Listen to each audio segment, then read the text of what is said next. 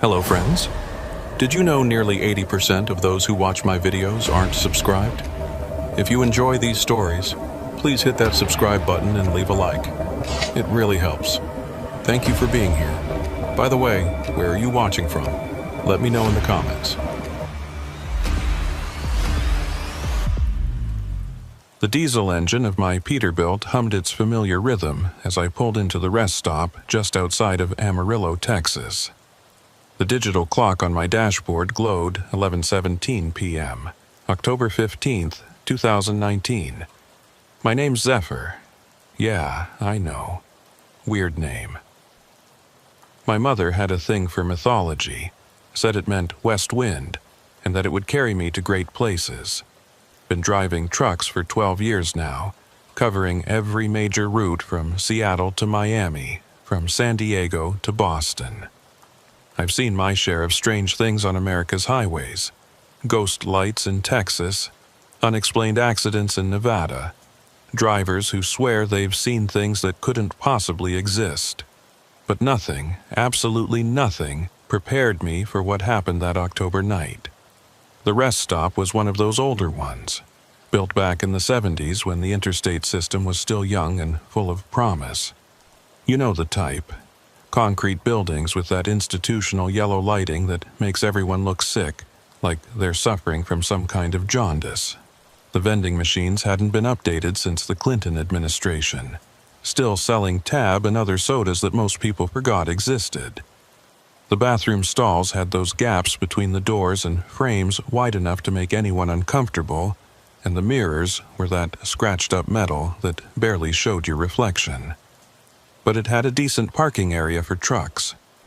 Wide spaces marked out with fading yellow paint, and after 14 hours on the road hauling a load of industrial refrigeration units from Oklahoma City to Phoenix, I wasn't in a position to be picky. I counted maybe 8 or 9 other rigs already parked when I pulled in. A few were running, their engines idling with that steady rumble that becomes white noise after you've been driving long enough. Others were dark and silent, their drivers presumably catching some much-needed sleep. The air had that sharp October chill that cuts right through your jacket no matter how many layers you're wearing, the kind that makes you think about winter coming and whether you've got enough saved up to get through the slow season. The wind was picking up too, whistling through the gaps between the trucks and carrying with it the smell of diesel exhaust and something else. Something that reminded me of burned metal and old blood.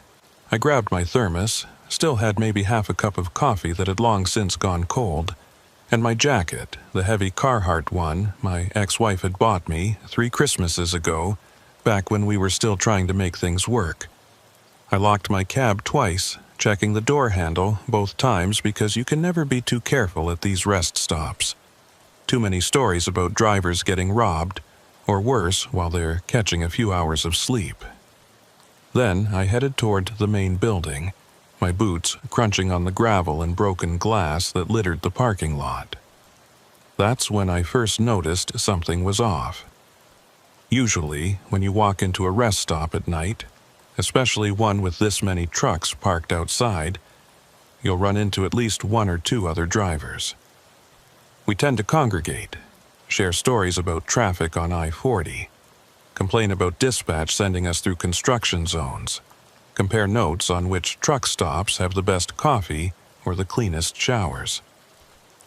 It's a brotherhood of sorts, born from the shared experience of living our lives on the road, away from our families, eating terrible food, and dealing with four-wheelers who don't understand what it takes to stop 80,000 pounds of steel and cargo.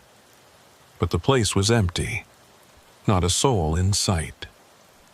The fluorescent lights buzzed overhead with that particular frequency that gives you a headache if you stand under them too long, casting harsh shadows in the corners where the walls met the floor.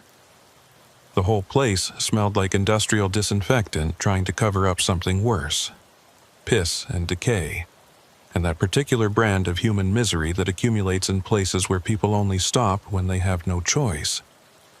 My footsteps echoed off the tile floors, which were once white, but had turned a kind of grayish yellow from years of neglect and half-hearted mopping. Somebody had carved "Jesus Saves" into one of the wooden benches near the entrance, and someone else had added "But Muhammad invests" underneath it in different handwriting. The men's room door creaked when I pushed it open, the hinges protesting like they hadn't been oiled since the place was built. I half expected to find someone in there. Maybe another driver washing up at the sinks, or one of those rest stop regulars who seem to live in these places, moving from one to another like modern nomads. But again, nothing. Just the steady drip of a leaky faucet, probably wasting hundreds of gallons of water a month, and the hum of the ventilation system that wasn't doing much to ventilate anything. The smell in here was worse.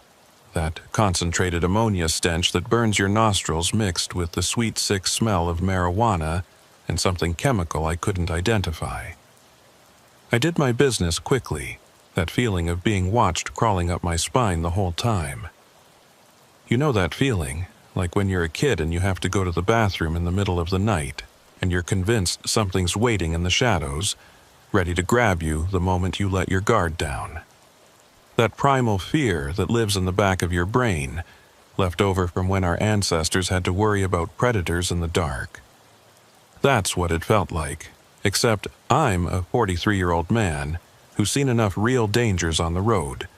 Black ice in Montana, fog so thick in California you can't see 10 feet ahead, tornadoes in Oklahoma that'll flip a truck like a toy, to know the difference between paranoia and instinct. And my instinct was screaming at me that something was very, very wrong here. I finished up, washed my hands in water that came out brown for the first few seconds, then dried them on my jeans because the paper towel dispenser was empty and the air dryer was broken. When I came out of the bathroom, there was a man standing by the vending machines. He wasn't there before. I was absolutely sure of it. I'd looked at those vending machines when I walked in, noticed that half the slots were empty, and the lights inside were flickering like they were about to burn out. There had been nobody there. But now this guy was standing right in front of them, his face inches from the glass like he was studying the candy bars and chips with the intensity of someone defusing a bomb. The guy was dressed like a trucker, worn Wranglers with oil stains on the thighs, a red and black flannel shirt that had seen better days, and a mesh-back trucker cap with Peterbilt embroidered on the front. But something about him seemed rehearsed, like he was wearing a costume he'd put together from watching movies about truckers rather than actually being one. His boots were too clean, for one thing. No trucker who's been on the road for more than a day has boots that clean.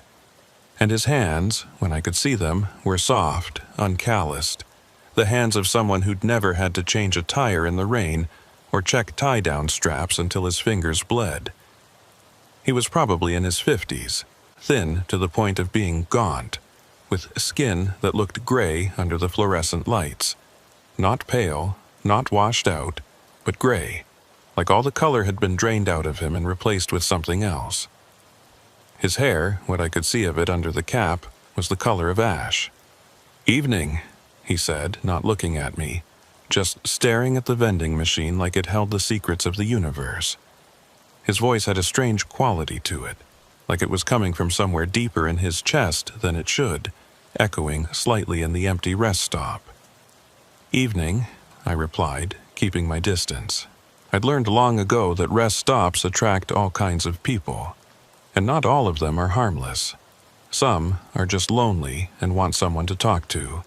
Some are looking for trouble, and some are something else entirely. "You heading east or west?" he asked, still not looking at me. His reflection in the vending machine glass was distorted, stretched out like a funhouse mirror, but I could see his eyes in it. They were pale, so pale they were almost white. "West," I said, not volunteering any more information than necessary. "Phoenix." He nodded slowly, the movement almost mechanical. "Long haul. Good money in Phoenix. Construction boom, they say. Lots of materials needing transport." He paused, then added, "You planning to rest here?" Something in the way he asked made my skin crawl. It wasn't casual conversation. It felt like an interview, like he was checking items off a list in his head. "Just a quick break," I lied. I'd actually planned to catch a few hours of sleep, maybe 4 or 5 if I could manage it. My electronic logbook would show I was taking my mandated rest period, and I needed it. The last 100 miles had been rough, fighting crosswinds that tried to push my trailer into the other lane. But every instinct I had was telling me to get back in my truck and keep driving, tired or not. "Might want to reconsider," he said, finally turning to look at me directly. His eyes were even worse straight on, not just pale, but with something moving in them, like clouds passing behind glass. "Good things happen to drivers who rest here. Real good things." "That so?" I tried to keep my voice neutral, but my hand had unconsciously moved to my pocket where I kept my knife. It wasn't much, just a folding buck knife with a 4-inch blade. But it was better than nothing. "Oh yes," he said, and smiled. His teeth were perfect, too perfect, like dentures, but they were his real teeth. I could tell because the gums around them were the wrong color. A dark purple-black, like he had some kind of disease. "We take care of our own here. Brothers of the road, you might say." Before I could respond, the door to the rest stop burst open with enough force to make the windows rattle. Another trucker walked in, but walked isn't the right word. He moved with purpose, with intent, like a soldier entering enemy territory. This one was younger, maybe 30, built like a linebacker who'd kept in shape after college. 6'4" at least, probably 250, all muscle. His hands were the size of ham hocks, and the knuckles were scarred like he'd been in more than his share of fights. He looked between me and the thin man, and something passed between them. Some kind of silent communication that I couldn't read but could feel. The way you can feel the pressure change before a storm. "Orville," the thin man said to the newcomer, "we have a visitor." Orville smiled, but it didn't reach his eyes. His eyes were focused on me with the intensity of a predator evaluating prey. "I see that, Ambrose. Heading west, is he?" "Phoenix," Ambrose confirmed. I was just telling him about the benefits of resting here. "That's a shame," Orville said, walking closer to me. Each step was measured, calculated to seem casual but actually cutting off my angles of escape. I'd seen enough bar fights to recognize the technique. "We were hoping you might be interested in something more profitable." I took a step back, my hand tightening on the knife in my pocket. "I've got a delivery to make.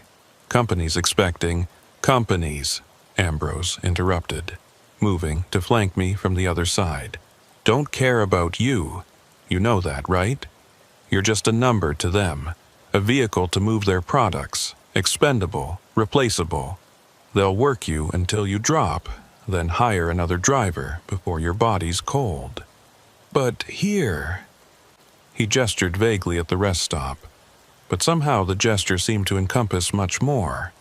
The parking lot, the highway, maybe the whole country. "Here, we take care of our own." "I should go," I said, moving toward the door, trying to keep both of them in my peripheral vision. Orville stepped in front of me, not aggressively exactly, but definitely blocking my path. Up close, I could smell him. Diesel and sweat and something else, something chemical and wrong, like formaldehyde. "At least hear us out. You might be surprised what we have to offer." "Look," I said, trying to keep my voice steady. "I don't know what you guys are selling, but I'm not interested. I don't do drugs, I don't run illegal cargo, and I sure as hell don't get involved in whatever this is." "We're not selling anything," Ambrose said from behind me. I was now caught between them, trapped in a human sandwich with no good way out. "We're offering membership, brotherhood, protection." "Protection from what?" Orville's smile widened, showing too many teeth. from the people who don't want drivers like us to succeed, from the companies that exploit us, from the government that regulates us to death, electronic logs, speed limiters, CSA scores, DOT inspections every time you turn around. We've found a way to fight back. And what way is that? Come outside, Ambrose said. Let us show you something. Every fiber of my being screamed at me not to follow them. This was how people ended up as statistics, as those news stories you hear about truckers found dead at rest stops, robbed and murdered for the few $100s in their wallet. But I was curious. And more importantly, I wasn't sure they'd let me leave if I didn't at least play along. Orville was blocking the door, and Ambrose was close enough behind me that I could feel his breath on my neck, cold and smelling of something rotten. So I followed them out into the cold October night. The parking lot looked different now. The trucks that had seemed randomly parked before were actually arranged in a rough semicircle, all facing inward toward a central point like some kind of automotive Stonehenge. Their headlights were off, but their parking lights were on, creating an amber glow that made the shadows dance and writhe. And standing next to each truck was its driver, all men, all watching us as we emerged from the building. There were more of them than I'd initially counted. Maybe 15, maybe 20. They ranged in age from early 20s to late 60s, different races, different builds, but they all had the same look in their eyes, empty, hollow, like something vital had been scooped out and replaced with something else. "Welcome," Ambrose said, spreading his arms wide like a revival preacher about to save some souls, "to the first meeting of tonight's gathering." That's when I noticed the symbols painted on the sides of some of the trucks. Small, barely visible in the amber light, but there, strange geometric patterns that hurt to look at directly. They seemed to move when you weren't quite looking at them, shifting and changing like living things. Some were simple, just a few intersecting lines. Others were complex, fractal patterns that seemed to go deeper than the surface they were painted on, like looking into a hole that went down forever.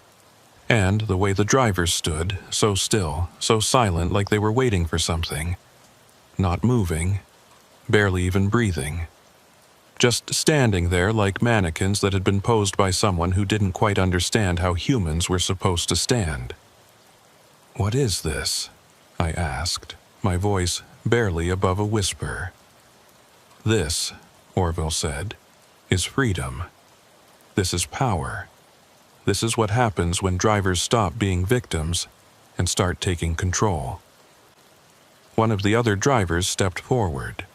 He was older, maybe 60, with a grizzled beard that had gone more gray than brown, and eyes that looked hollow in the amber light, like someone had pressed thumbs into clay and left indentations. His flannel shirt was torn in places, and through the tears I could see his skin had the same grayish pallor as Ambrose's. "3 months ago," he said, his voice rough like he'd been gargling gravel, "I was nobody, barely making ends meet. Getting pushed around by every dispatcher who thought they owned me, every DOT officer who wanted to make their quota, every punk kid who thought truckers were easy marks. Sleeping in my truck because I couldn't afford a motel, eating cold beans out of a can because I couldn't afford hot food." He paused, and when he continued, his voice had changed, become something darker, hungrier. "Then I found them. Or they found me, here at this very rest stop. They showed me the truth. They showed me what we could become if we just stopped following their rules. And now?" I asked, though I wasn't sure I wanted to know the answer. "Now I take what I want," he said simply. "And nobody can stop me. The companies think their cargo is safe? We take it. The government thinks they can track us? We disappear. The other drivers think they're better than us. They learn different." I noticed movement in the shadows between the trucks. More figures, but these weren't truckers. They were smaller, hunched, moving in ways that didn't seem quite right. like their joints bent in directions human joints shouldn't bend. When one of them passed through a patch of light, I caught a glimpse of its face and had to suppress a gasp. It had been human once, that much was clear, but now it was something else. The features were all wrong. Eyes too far apart, mouth too wide, skin that looked like melted wax that had been reshaped by clumsy hands, and the way it moved, scuttling rather than walking, using its hands as much as its feet. "Who are they?" I asked, pointing with a trembling hand. Ambrose's pale eyes gleamed with something that might have been pride. "Associates, helpers, former drivers who didn't quite meet our standards but still had their uses. They make sure our operations run smoothly." "Operations?" "Cargo redistribution," Orville said, like he was explaining something simple to a child. "We take from those who have too much, share with those who understand the true order of things. The companies write it off as theft, shrinkage, lost in transit. They're insured. They don't really lose anything, but we gain everything." It clicked then. These weren't just truckers, they were thieves, hijackers, an organized ring that was stealing cargo and using these rest stops as meeting points. But that didn't explain the things in the shadows, or the symbols, or the way the very air around them felt wrong, poisoned somehow. "You're talking about organized crime," I said flatly. "Crime?" Ambrose laughed, but there was no humor in it. Just a dry rasping sound like wind through dead leaves. "Is it a crime to take back what's been stolen from us? Every day, companies make billions off our backs. We drive their goods across the country. We risk our lives on dangerous roads. We spend weeks away from our families, destroying our bodies and minds for their profit. And what do we get? Pennies on the dollar, table scraps, regulations that make it impossible to make a living. They've criminalized our entire existence. Can't idle your truck to stay warm. Can't drive more than 11 hours even if you're wide awake. Can't stop where you want. Can't refuse a load even if it's going to a dangerous area. Every year, there are more rules, more restrictions, more ways for them to fine us and control us. Who are the real criminals? So you steal from them. We redistribute," Orville corrected, his voice taking on an edge of fervor. "And we're very selective about it. Only certain cargo from certain companies. The ones who treat drivers the worst. The ones who deserve it. Amazon, leaving drivers to piss in bottles because they don't give them time for bathroom breaks. Walmart, paying drivers so little they qualify for food stamps. The mega carriers who treat drivers like robots, tracking their every move, measuring their every minute." One of the shadow figures moved closer, drawn perhaps by the raised voices, and I finally got a good look at it. My blood turned to ice water in my veins. It was a person, or had been once. Now it was something else, something that violated every natural law I understood. Its limbs were too long, joints bending in places they shouldn't, like someone had broken all its bones and let them heal wrong. Its fingers had too many knuckles, and they moved independently like spider legs. Its face was human enough to be recognizable, but the proportions were all wrong. Jaw too wide, forehead too narrow, eyes that had migrated to the sides of its head like a prey animal's. But the worst part was that there was still intelligence in those eyes, still a spark of consciousness that suggested that somewhere inside that twisted form, a human mind was trapped, aware of what it had become. "What the hell is that?" I whispered, my voice cracking. Ambrose followed my gaze with the detachment of a scientist observing a specimen. "That's Mitchell, or what's left of him. He tried to leave our organization once, tried to report us to the authorities. We couldn't allow that, of course. But waste not, want not. He serves a different purpose now." The thing that had been Mitchell tilted its head at an unnatural angle, almost 180 degrees, studying me with eyes that held just enough intelligence to show suffering, Just enough humanity to make it horrifying rather than simply monstrous. "You're insane," I breathed, taking another step back only to bump into Orville's massive chest. "Are we?" Ambrose asked, his voice philosophical. "Or are we just practical? Mitchell made his choice. He could have had wealth, brotherhood, protection. Instead, he chose betrayal. And now he helps us in other ways. Loading cargo, keeping watch, handling problems. Problems like drivers who won't join." "Smart man," Orville said from behind me, his hand falling on my shoulder like a vice. "But we're hoping it won't come to that. You seem like someone who understands how the world really works. Someone who's tired of being stepped on. I'm doing just fine on my own." "Are you?" Ambrose pulled out a smartphone, one of those new models with the big screen, and tapped it a few times. Then he showed it to me. It was my employee file from Heartland Trucking, complete with my photo, address, emergency contacts, my ex-wife Sarah in Houston, my teenage daughter Emma, who just turned 16. The screen showed more than just contact information. It had Sarah's work schedule at the hospital where she was a nurse, Emma's school records, her Instagram account, photos of her at track practice. They'd done their homework. They knew everything. "How did you—" "We have people everywhere," Ambrose said, his tone matter-of-fact. "Dispatchers, clerks, even some management. The network is vast, Zephyr. It stretches from coast to coast, border to border, and it protects those who belong to it, but those who reject us, who threaten us."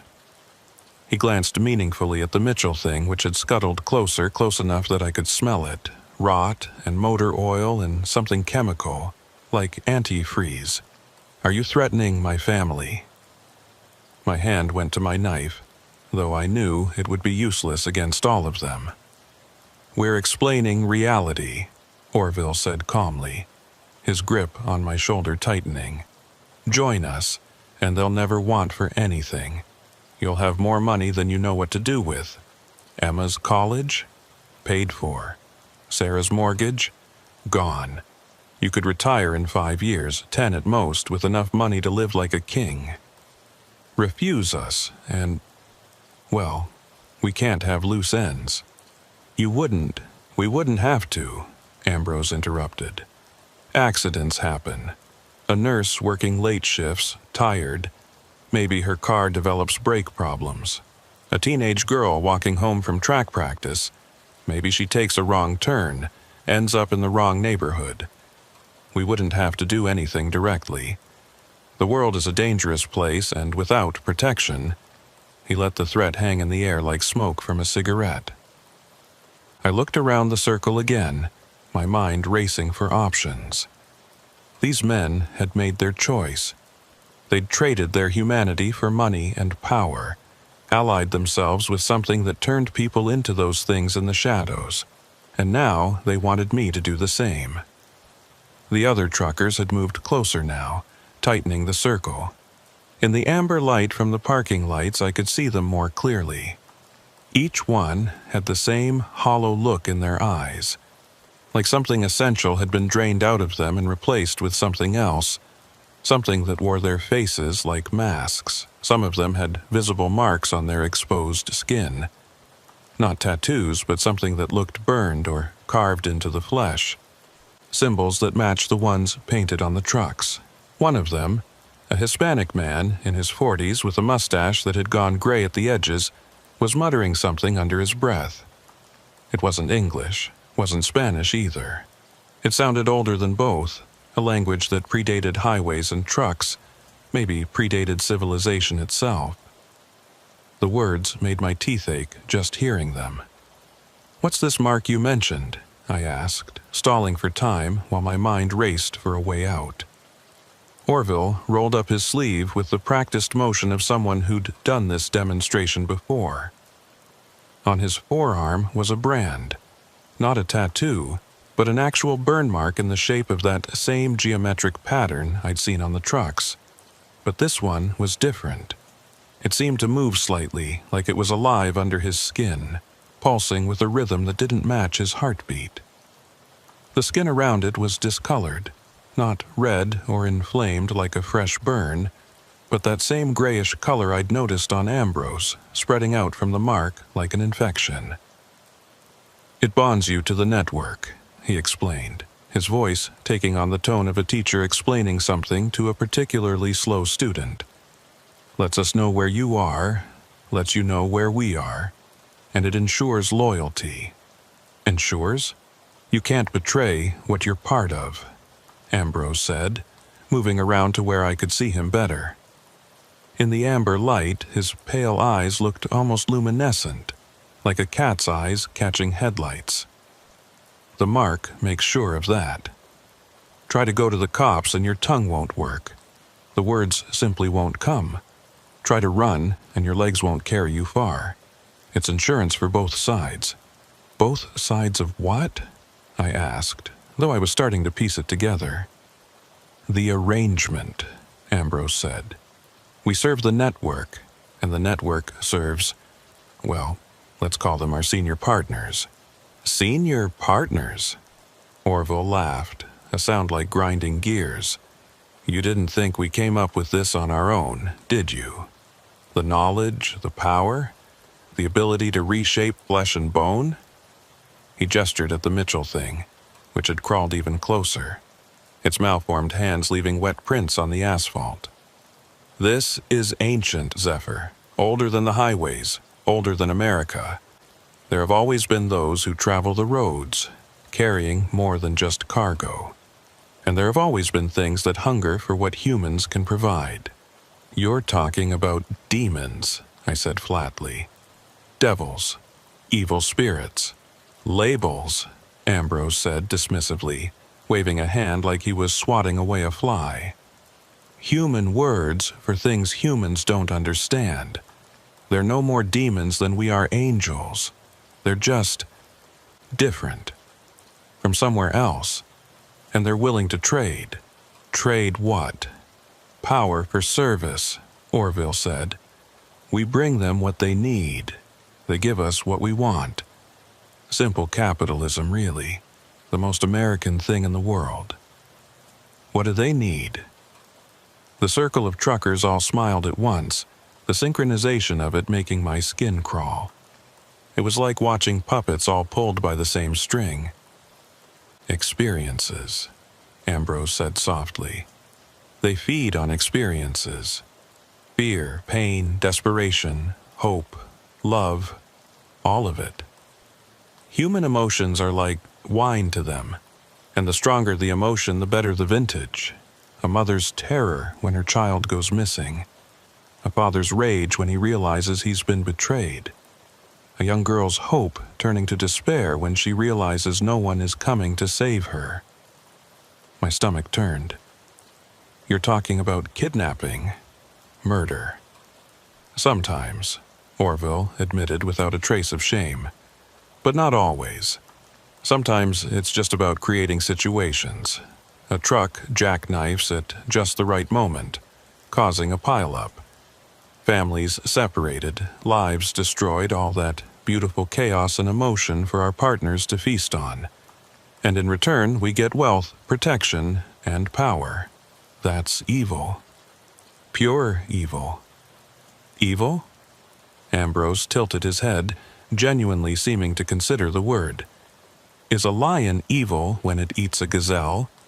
Is a spider evil when it wraps a fly in silk? We're just another part of the food chain, Zephyr. Humans have just forgotten that they're not always at the top." A semi's horn blared in the distance, sudden and sharp in the night air. Everyone turned to look. Another truck was pulling into the rest stop, its headlights sweeping across the gathered crowd like searchlights in a prison yard. It wasn't following the pattern, wasn't part of their circle. It was just pulling in normally, parking in one of the empty spots near the edge of the lot. Ambrose frowned, deep lines creasing his gray skin. "We weren't expecting anyone else tonight." "Could be a regular driver," Orville suggested. but his hand had moved to something in his pocket. Something that made a metallic click when he touched it. Or could be trouble, one of the other truckers said, the one with the graying mustache who'd been muttering in that strange language. Could be someone looking for us. The new truck's engine shut off and the door opened. The driver got out. A big man, Native American from the look of him, wearing a leather jacket despite the cold. He moved with the confidence of someone who either didn't know what he was walking into or didn't care. As he got closer, I could see he was older than I'd first thought. Maybe mid-50s, with silver streaking through his long black hair that he wore in a ponytail. His face was weathered but strong, with deep lines around his eyes that suggested he'd seen things, maybe things as bad as what I was seeing now. "Evening, brothers," he called out, his voice carrying across the parking lot with surprising authority. "Hell of a cold night for a gathering." "This is a private meeting," Ambrose said, moving to intercept him. The other truckers shifted, ready to block the newcomer if necessary. "Is it now?" The newcomer's eyes found mine across the distance, and something in them made me think he knew exactly what was happening. "Because, from where I'm standing, looks like you're having a recruitment drive. And recruitment drives are supposed to be voluntary, according to the old laws." The moment he said old laws, the atmosphere changed. The truckers went rigid, and even the shadow things stopped their constant movement. Ambrose's pale eyes narrowed to slits. "The old laws," Orville scoffed, but there was uncertainty in his voice now. "What would you know about—" The newcomer held up his hand, and I saw he had a mark too, but different. Older looking, more complex. The geometric patterns were more intricate, like comparing a child's drawing to a masterpiece, and they definitely moved under his skin, pulsing with a rhythm that made my eyes water to follow. "I know enough," he said. "Phoenix chapter. We heard you might be getting a little aggressive with your recruitment methods up here." Phoenix chapter. My destination. Was this more than coincidence? "This doesn't concern Phoenix," Ambrose said, but I heard fear in his voice for the first time. "Everything on this highway concerns Phoenix," the newcomer said. He looked at me again, and this time he addressed me directly. "You. Driver, you want to be here?" It was my chance, maybe my only chance.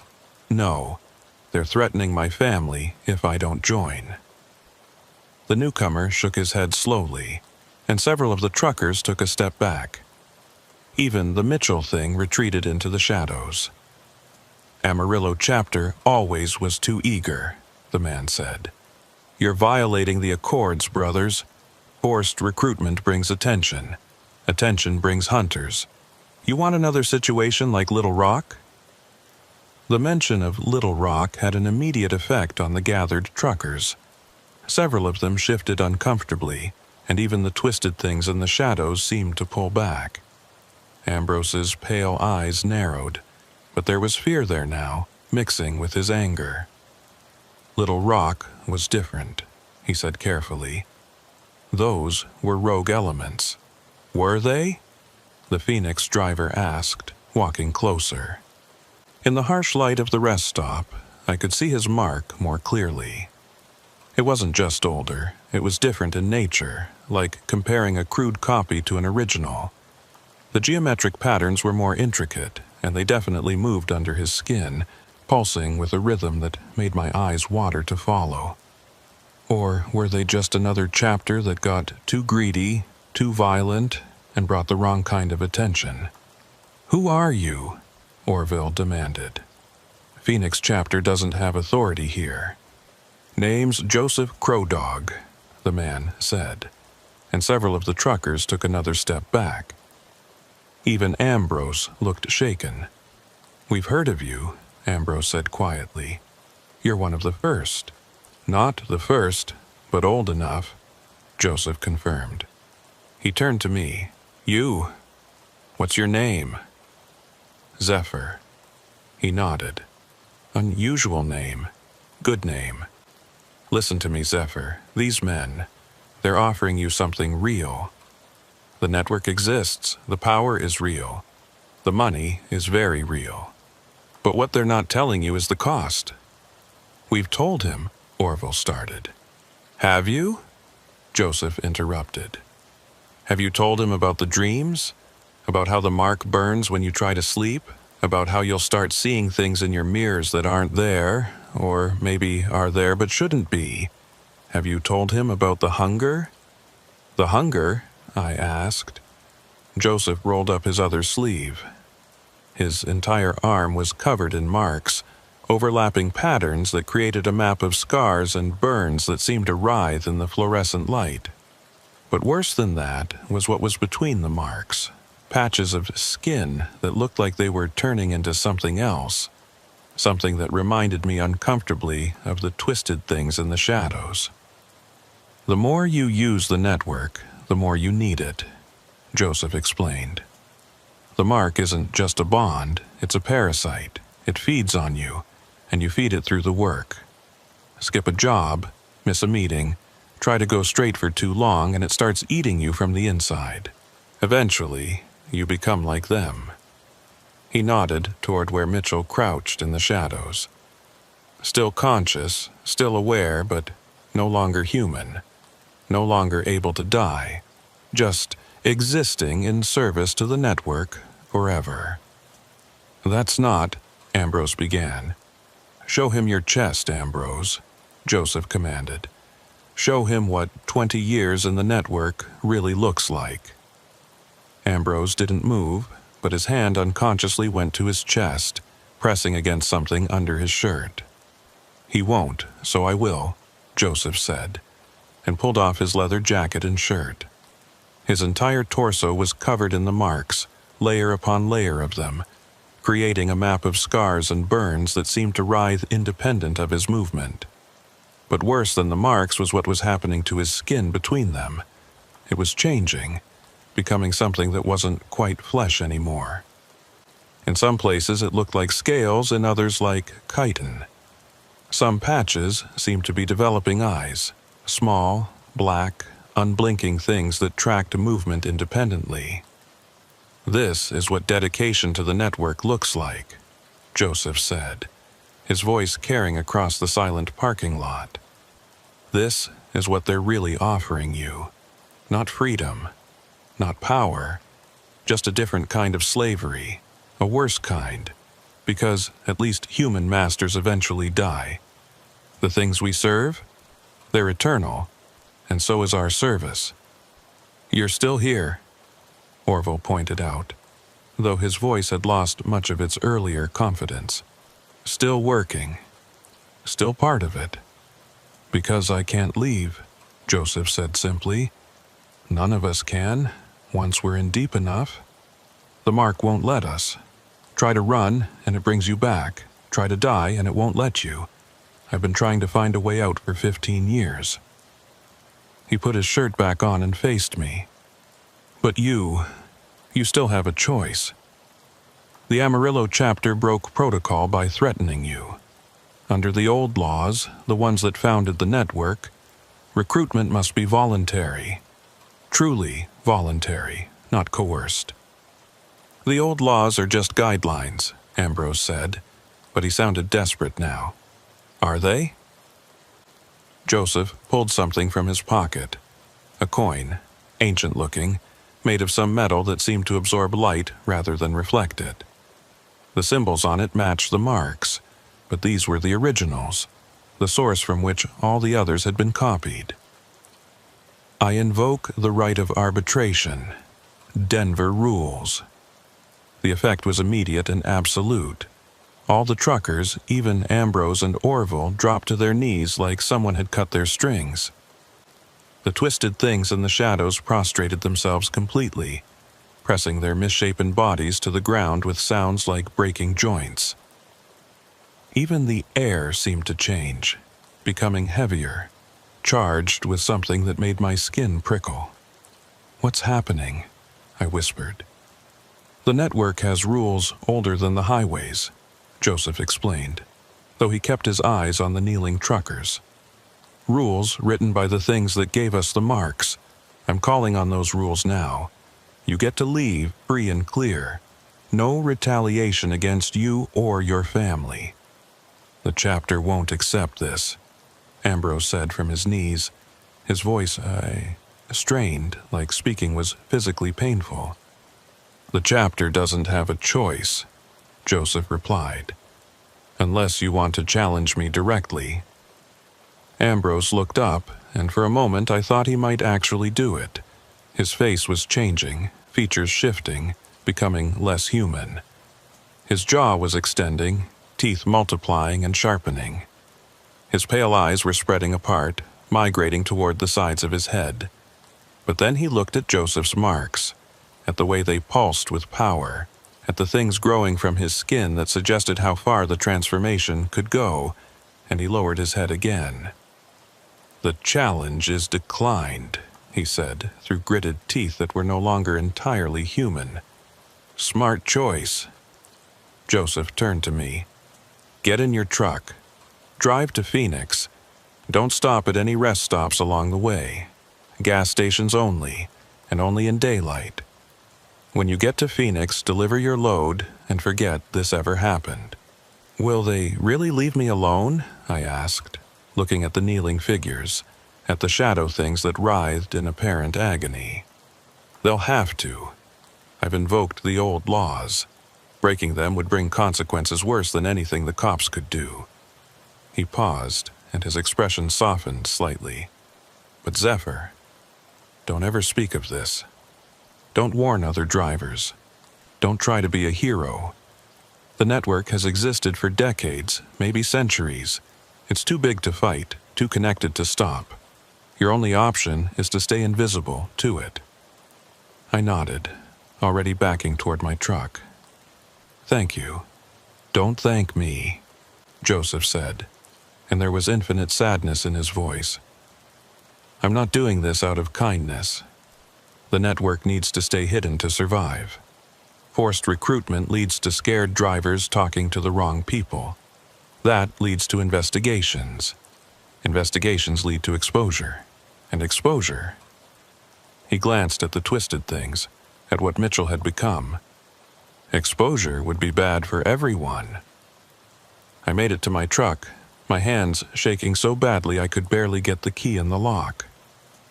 The engine roared to life, and I've never been so grateful for that sound. As I pulled out of the rest stop, I looked in my mirrors one last time. The circle of truckers was still there, still kneeling, with Joseph standing in the center like some kind of dark priest. The amber lights made the scene look like something out of a medieval painting, penitents before a saint, or damned souls before their judge. Then my truck rounded the curve in the exit ramp, and they were gone from view. I drove straight through to Phoenix, 12 hours without stopping except once for gas at a busy truck stop in full daylight, surrounded by normal people doing normal things. Families heading somewhere for vacation, business people grabbing coffee, normal human activity that seemed like a miracle after what I'd witnessed. I delivered my load of refrigeration units, collected my pay, and immediately told dispatch I needed a week off for a family emergency. They weren't happy, but they couldn't force me to drive. I spent that week at home in Fort Worth, sleeping with all the lights on, jumping at every sound. I researched what I could about the network, carefully, using library computers and paying cash for everything, never using my own devices or internet connection. What I found terrified me more than that night at the rest stop.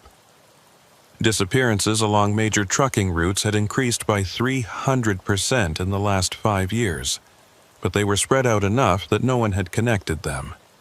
Rest stops were being abandoned at record rates, with state governments citing budget concerns.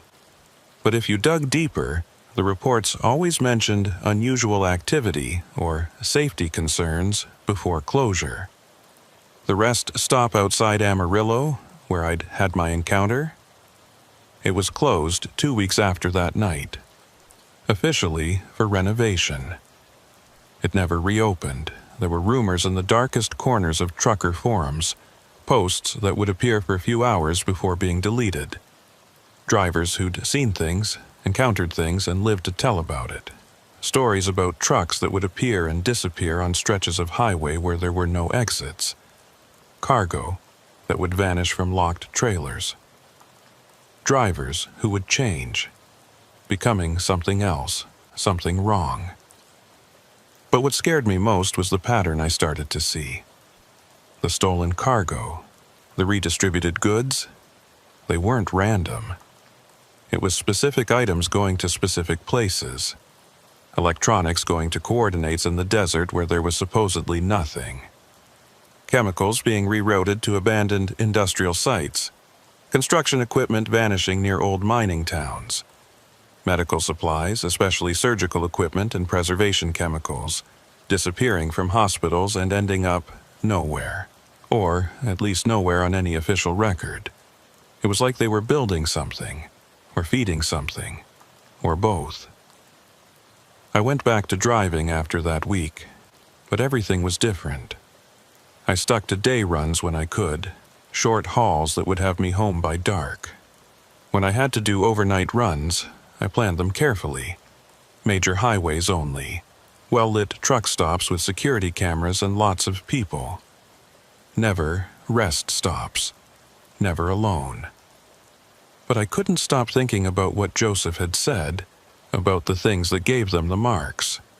Things, plural, not human, not from here. And old, older than the highways, older than America. What were they? What did they want? And why did they need human emotions, human experiences, human suffering? 3 months later, I was hauling furniture from Dallas to San Diego. It should have been a simple run, but delays piled up. Road construction, accidents, weather. Before I knew it, I was driving through New Mexico in the dead of night, running on fumes. The choice was simple.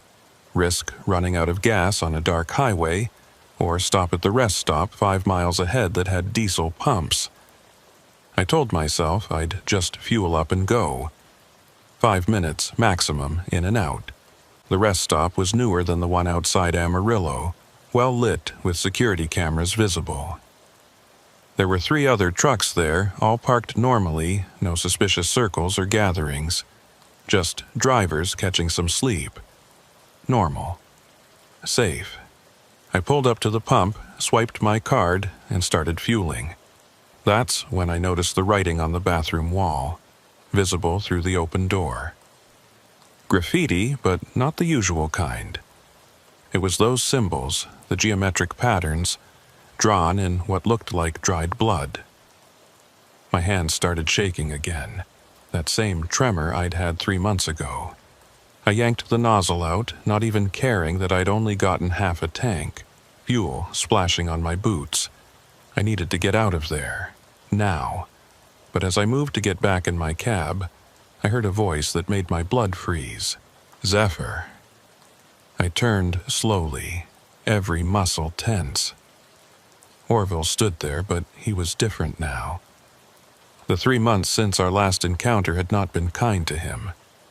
He was thinner, more angular, like something was eating him from the inside out and replacing his mass with something else. His skin had that gray pallor I'd seen on Ambrose, but worse. In the harsh fluorescent lights of the rest stop, I could see through it slightly, like looking through wax paper. Veins that should have been blue or purple were black, creating a spiderweb pattern under his translucent skin.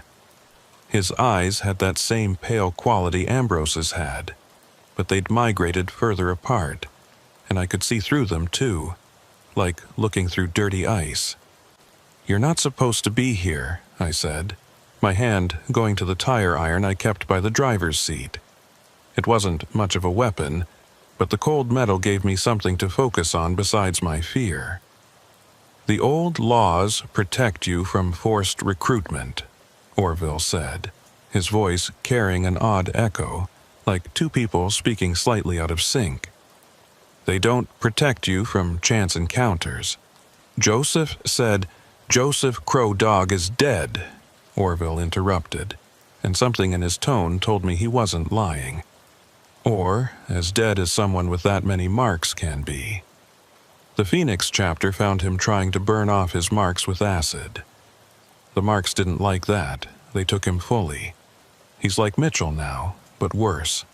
Much worse. My blood ran cold. Joseph, who had saved me, who had seemed so powerful with all his marks and knowledge of the old laws. If he couldn't escape, what hope did anyone have? "You're lying," I said, but my voice lacked conviction.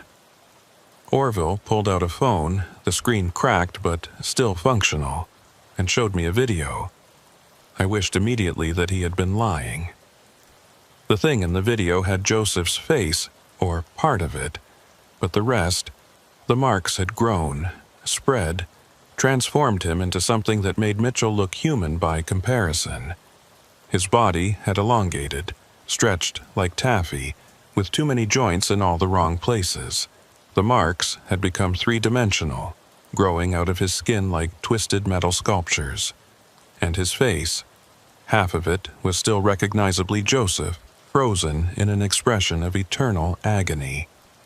The other half had become something else, something with too many eyes and a mouth that opened in directions mouths shouldn't open.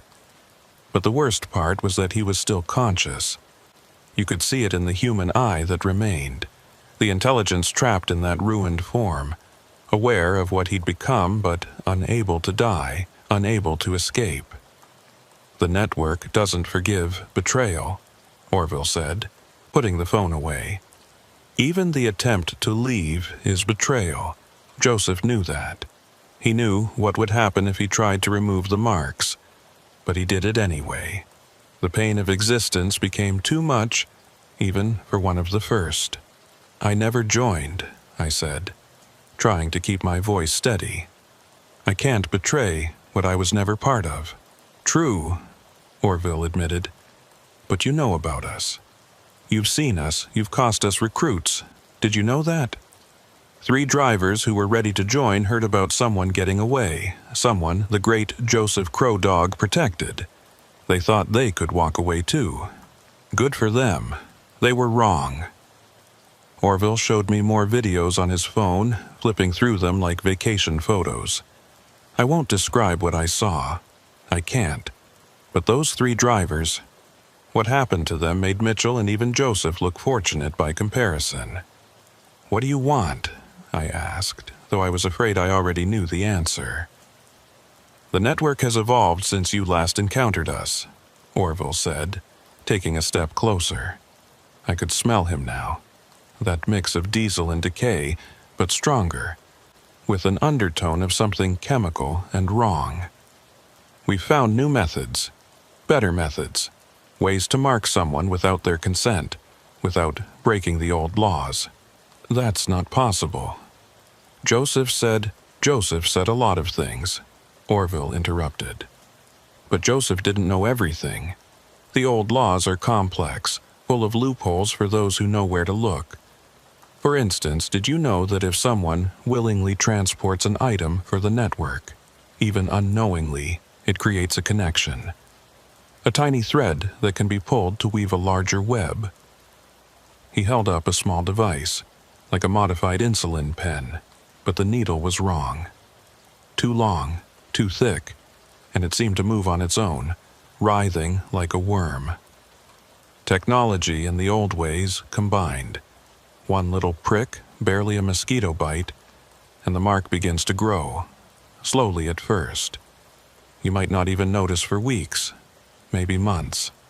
But eventually it takes hold, and then you're ours, whether you want it to be or not. I gripped the tire iron tighter, raising it slightly. "Try it." Orville laughed, that echoing sound getting worse, like a feedback loop. "Not tonight. Tonight is just a warning, or call it an education. You see, Zephyr, the network has decided you're too dangerous to leave alone, but too protected to take directly. So, we're going to make you an offer." I don't want, you'll want this, he interrupted. We'll leave you alone, completely. No encounters, no threats, no mysterious accidents. Your ex-wife and daughter will be safe. You can drive your routes in peace for the rest of your life. All we ask is that you do one thing for us.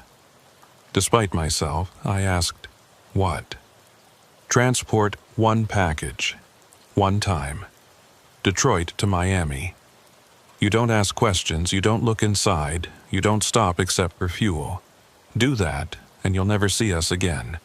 The network will forget you exist. And if I refuse? Orville's face stretched into something that wasn't quite a smile. The skin pulled back too far, revealing too many teeth. Teeth that had multiplied and sharpened since I'd last seen him. Then these chance encounters will keep happening.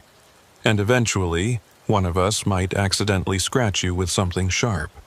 Something infected with the mark. Accidents happen on dark highways after all. Your daughter Emma, she drives now, doesn't she? Just got her license. Teenage drivers, so inexperienced, so vulnerable to road hazards. The threat against Emma made something snap inside me. You stay away from her. We don't want to go near her, Orville said, his voice taking on a false reasonableness. We really don't. Children are complicated for the network. Too much innocence. It interferes with the feeding. But accidents, as I said, happen. Unless, of course, you're under our protection. Then your family becomes untouchable. One package, Zephyr. One simple delivery, and all this goes away. He set a business card on the hood of my truck. It was black, completely black except for a phone number that seemed to shimmer and move, written in something that looked like silver but caught the light wrong. You have 1 week to decide, he said, already walking backward into the darkness between the streetlights. Call that number with your answer, or don't, and we'll assume you've chosen the hard way. Wait, I called out. What's in the package? What am I transporting? Orville paused at the edge of the light. Does it matter? It's just cargo. You're a trucker. You move cargo. This is no different than any other load you've hauled. It's completely different and you know it. Is it? His form was already becoming indistinct, melting into the shadows. Every load you've ever hauled has been part of someone's plan, someone's scheme. Corporate exploitation, consumer manipulation, environmental destruction. You think those refrigeration units you delivered to Phoenix were for humanitarian purposes. They were for a company that stores biological samples. Some of those samples aren't entirely legal, or entirely human. You've always been part of the network, Zephyr. You just didn't know it. He vanished. Not walked away, literally vanished. Between one blink and the next, leaving only the smell of diesel and decay and that black business card on my hood. I grabbed the card, got in my truck, and drove. I didn't stop until I reached San Diego, running on fumes and adrenaline, my hands gripped so tight on the steering wheel that I couldn't feel my fingers. I delivered my load of furniture to a normal warehouse with normal people doing normal jobs, and the mundanity of it felt surreal after what I'd experienced. That was a week ago. The card sits on my dashboard as I write this, the deadline approaching. 7 days to decide whether to become complicit in whatever the network is doing, or spend the rest of my life looking over my shoulder, waiting for that accidental scratch that will steal my humanity. I've spent the week researching, preparing, trying to find another way out. I've been in touch with other drivers who've had encounters, carefully, secretly, using burner phones and encrypted messaging apps. We meet in public places during daylight, never the same place twice, never for more than a few minutes. We share information, experiences, theories. There's a driver named Marcus out of El Paso who swears he saw an entire convoy of network trucks heading into the desert, toward coordinates where there's supposedly nothing but sand and rocks. He followed them as far as he dared, then watched through binoculars as they unloaded their cargo into what looked like natural cave formations. But the way the shadows fell was wrong, like the caves went deeper than they should, deeper than the geology of the area should allow. Another driver, Chen from Los Angeles, though Chen isn't his real name, none of us use our real names anymore, tells me about rest stops that appear and disappear. He'll be driving a route he's driven 100 times, and suddenly there's a rest stop he's never seen before. The signs are all wrong, pointing to cities that don't exist or distances that don't make sense. He's never stopped at one, but he's seen other trucks pull in. Those trucks never come out. Sarah from Denver, again, not her real name, has been tracking disappearances. Not just truckers, but specific types of cargo. Medical equipment, especially items used in organ transplant. Industrial refrigeration units like the ones I'd hauled to Phoenix. Specific chemicals used in preservation. Construction materials, but only certain types. Reinforced concrete, lead shielding, materials you'd use if you were building something that needed to contain something dangerous. Or keep something out, or both. We've started to piece together a pattern. The network isn't random. It has goals, objectives, a plan that's been in motion for decades. Maybe longer. Those things that Ambrose mentioned. The senior partners that gave them the marks. We think they're building something for them.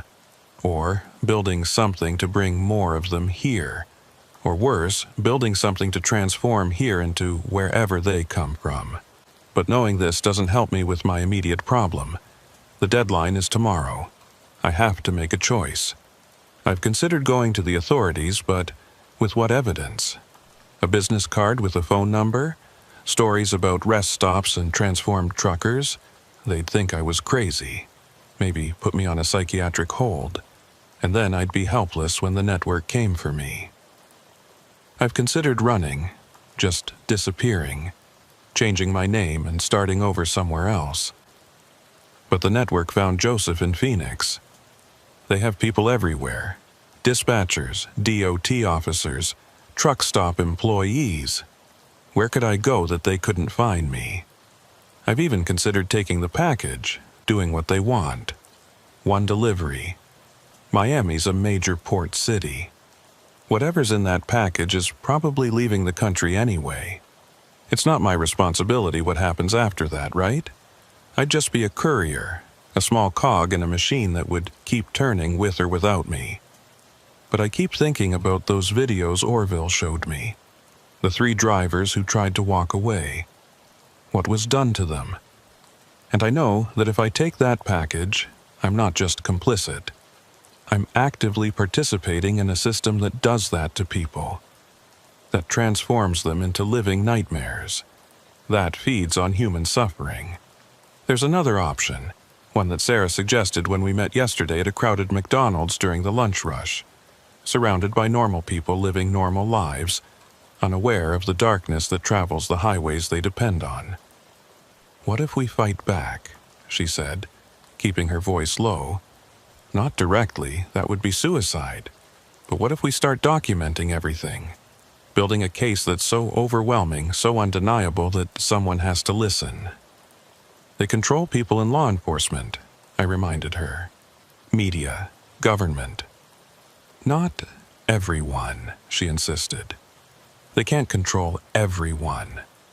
And there are others like us, drivers who've seen things, who know the truth. If we can organize, if we can coordinate, it's a long shot, maybe impossible, but it's better than the alternatives. I've made my decision.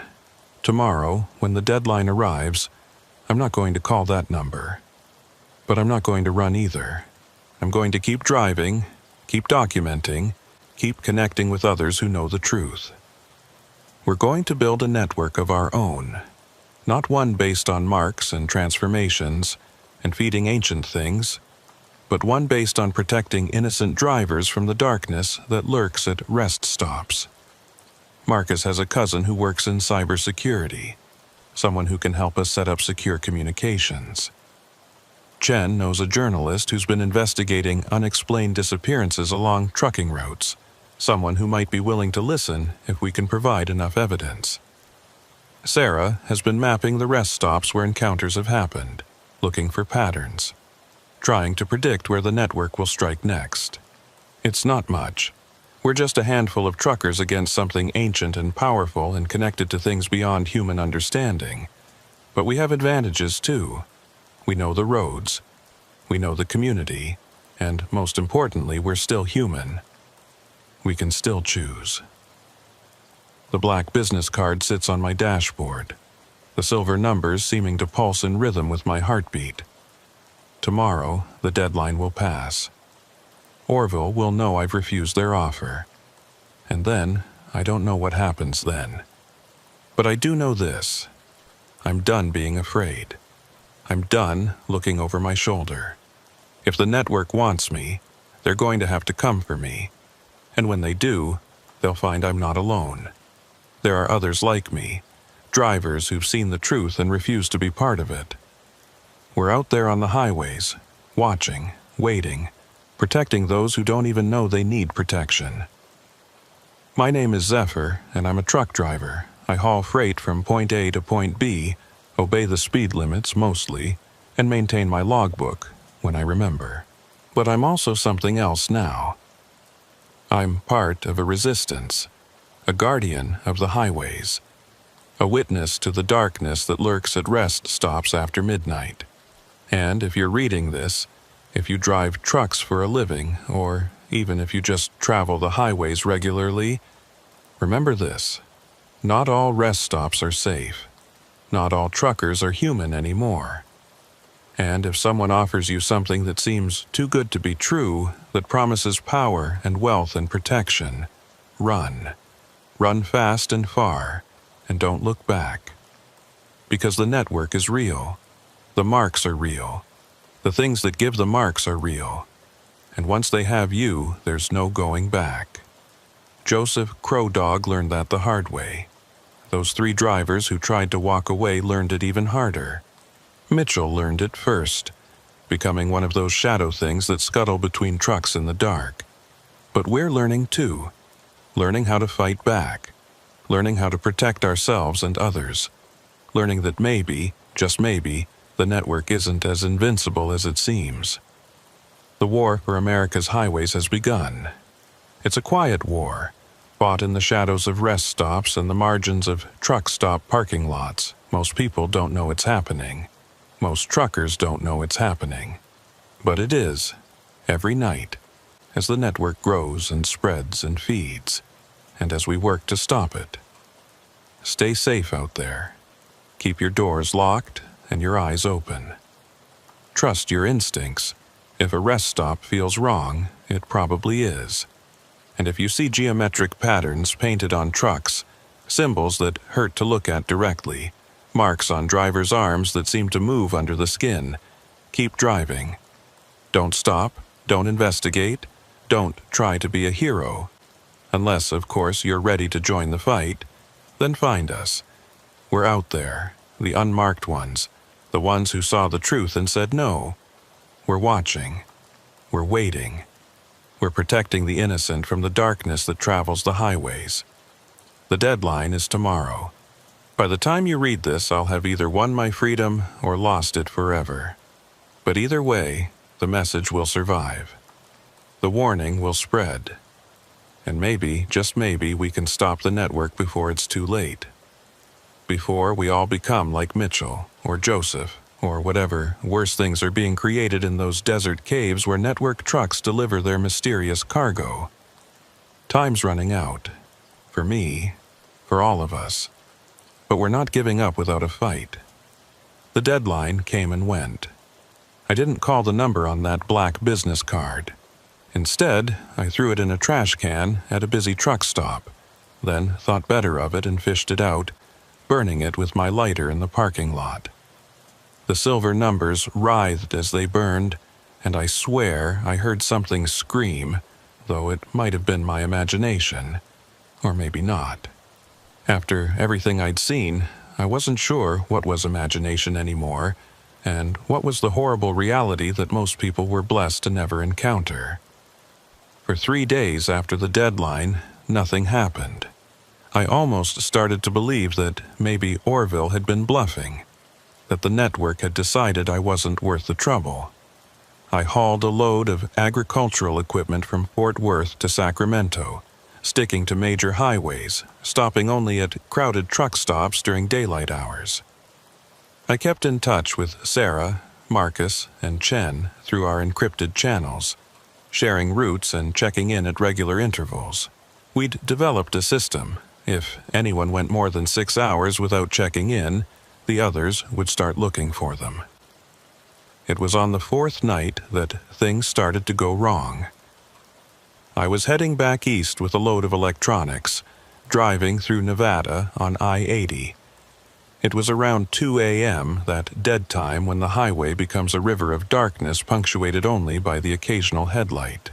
I'd planned my route carefully to avoid stopping until dawn, but the best-laid plans often go awry. My temperature gauge started climbing. Then the engine started making a sound I'd never heard before, a rhythmic thumping like a giant heart beating under the hood. I had no choice but to pull over. The shoulder of the highway was narrow, barely enough room for my rig. I put on my hazards and grabbed a flashlight, though I already suspected this wasn't a mechanical problem. The engine was fine. I'd had it serviced just 2 weeks ago. This was them, the network. They were making their move. I popped the hood, and the smell hit me immediately. That mixture of diesel and decay I'd come to associate with the marked ones.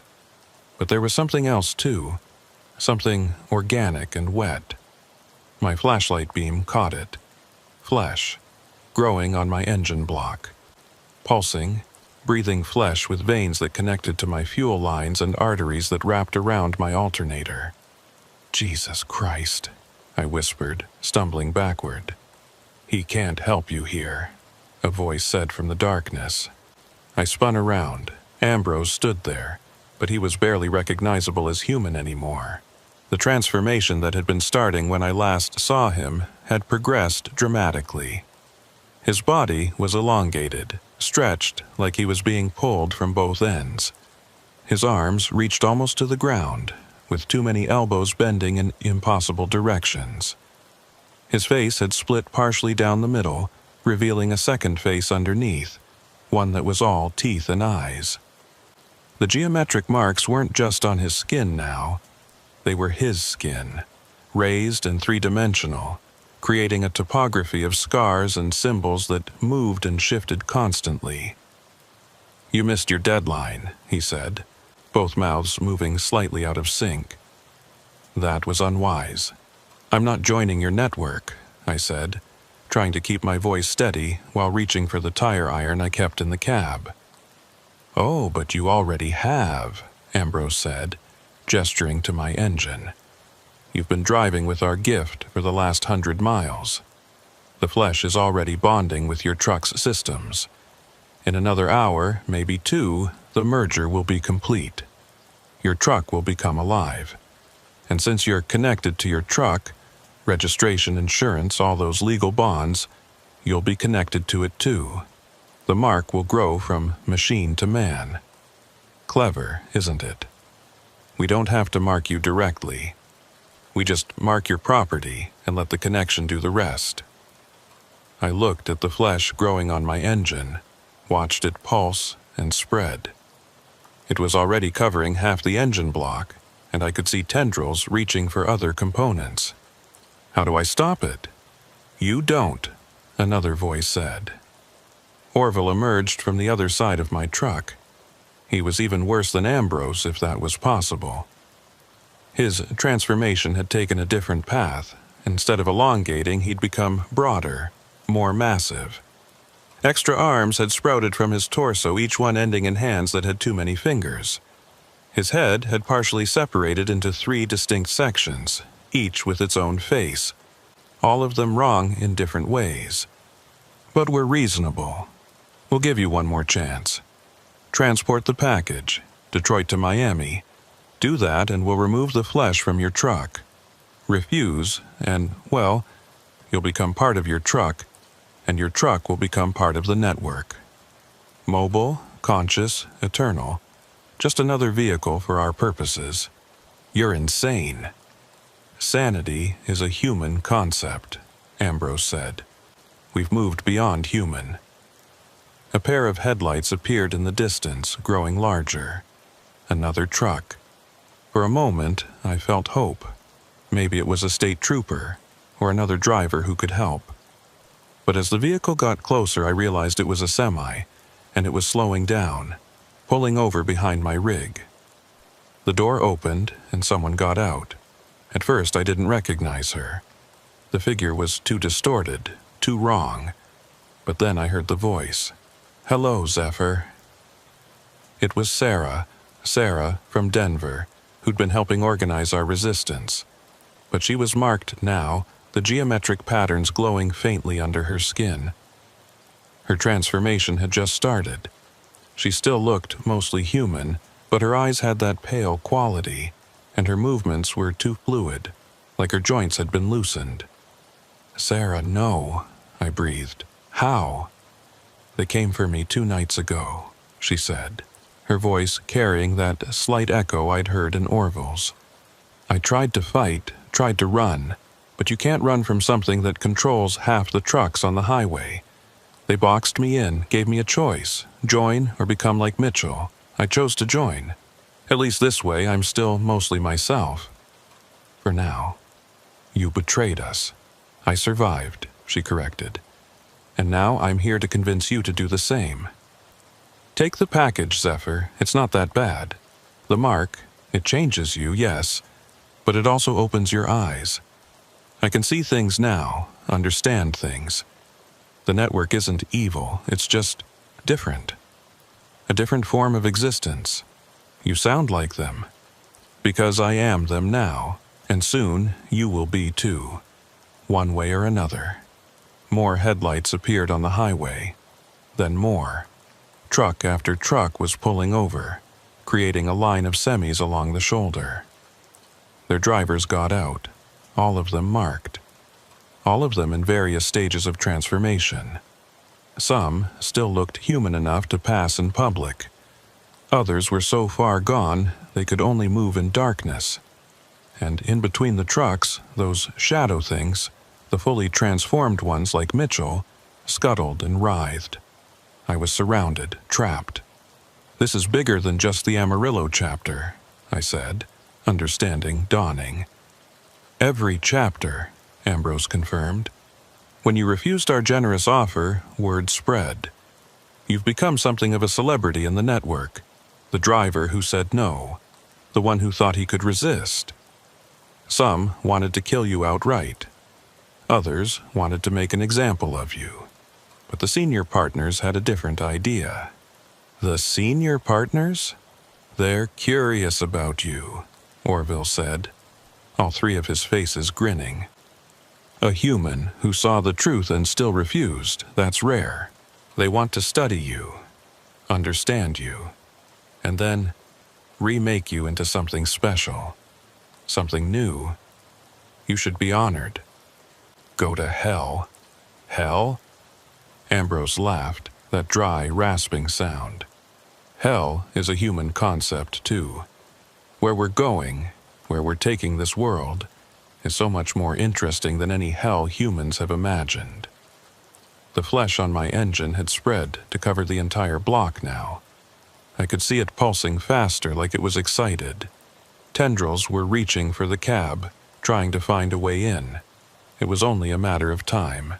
I thought about Emma, my daughter, 16 years old, her whole life ahead of her. If I became one of these things, would they go after her next? Use me to get to her? The thought made me sick. "What's in the package?" I asked, stalling for time while I tried to think of a way out. "Does it matter?" Orville asked. "If I'm going to transport it, I want to know." Ambrose and Orville exchanged looks, difficult to do with their multiple faces. Then Ambrose shrugged, a motion that rippled through his elongated body. "Seeds," he said simply. Seeds? From the place our senior partners come from. Seeds that will grow in the right conditions. The package needs to go to Miami because from there it will be shipped to specific locations around the world. Places where the barriers between here and there are thin. The seeds will be planted, and they'll grow, and as they grow, they'll change the very nature of reality around them. Make it more suitable for our senior partners. You're trying to terraform Earth. Transform would be more accurate, Orville said. Earth, as it is now, is hostile to our senior partners. Too much order, too many natural laws, too much stability. They need chaos, fluidity, places where the rules can be bent or broken. The seeds will create pockets of such places, and from those pockets the transformation will spread. That's insane. You're talking about destroying the world. We're talking about evolving it, Sarah said, stepping closer. Humans had their time. Now it's time for something new, something better, something monstrous. Monstrous is relative, Ambrose said. To a caterpillar, a butterfly might seem monstrous. We're just the next stage. The flesh had reached the cab door now. I could hear it probing the seals, looking for a way in. In minutes, maybe less, it would find one. And then I'd become like them. Or worse. I made a decision. Fine, I said. I'll do it. I'll transport the package. All the transformed faces around me smiled in unison, a horrifying synchronized expression of triumph. Excellent choice, Orville said. We knew you'd see reason eventually. But I have conditions. You're hardly in a position to negotiate, Ambrose pointed out. Maybe not, but if you want me to do this willingly, to not fight the whole way, you'll listen. They exchanged looks again. Then Orville nodded. Speak. First, you remove this flesh from my truck immediately. Second, you leave my family alone, permanently. No contact, no surveillance, no accidents. Third, after I deliver the package, I'm done. No more contact with the network. I go my way, you go yours. The first two are acceptable, Ambrose said. The third. Once you've served the network, you're always part of it. But we can promise minimal contact. You won't be marked, you won't be transformed. You'll be an independent contractor. It wasn't what I wanted, but it was better than the alternatives. Deal. Orville made a gesture, and the flesh on my engine began to recede, pulling back like a time-lapse video of decay in reverse. Within minutes, it was gone, leaving my engine exactly as it had been, running perfectly. The package will be waiting for you in Detroit, Ambrose said. Miller's truck stop, off I-75. Ask for Bartholomew at the fuel desk. He'll give you the package and the delivery instructions. You have 1 week to complete the delivery. And if something goes wrong, if I get stopped by DOT, inspected, nothing will go wrong, Orville said with certainty. We control too much for anything to go wrong. Just drive, deliver, and forget. That's all we ask. The marked drivers were already returning to their trucks, starting their engines. The show of force was over. They'd made their point. Within minutes, the convoy of network trucks was pulling back onto the highway, disappearing into the darkness like they'd never been there at all. Only Sarah remained. You made the right choice, she said, but there was sadness in her voice. I know it doesn't feel like it, but you did. Did I? I'm helping them destroy the world. The world's already destroying itself, she replied. Climate change, wars, inequality.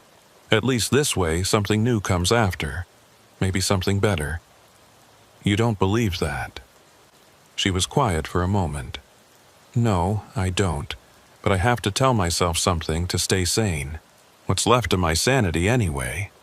She pulled something from her pocket. A flash drive. Take this. It has all the research I gathered before they got me. Everything about the network, the patterns, the disappearances. Maybe someone else can use it. Someone braver than us. Sarah, I have to go. They're already suspicious that I stayed to talk to you. But Zephyr, after you deliver the package, run far and fast and never stop running. Because once you've carried their cargo, you'll never really be free. You'll always be connected to them, even without the mark. And eventually, they'll call on you again. She got in her truck and drove away, leaving me alone on the shoulder of the highway with nothing but the darkness and the weight of what I'd agreed to do. I sat in my cab for a long time, staring at the flash drive Sarah had given me. Then I made a call on the encrypted phone Marcus had given me.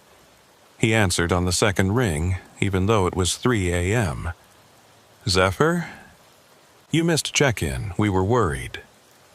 They got Sarah, I said. And they got to me. I have to do something for them, a delivery. Don't do it, Marcus said immediately. Whatever they want, don't. I don't have a choice. But listen, I'm going to send you something. Sarah's research. Everything she found. And I'm going to add everything I know, everything I've seen. If something happens to me, make sure it gets to someone who can use it. Zephyr, Detroit to Miami. That's the route. Miller's truck stop too.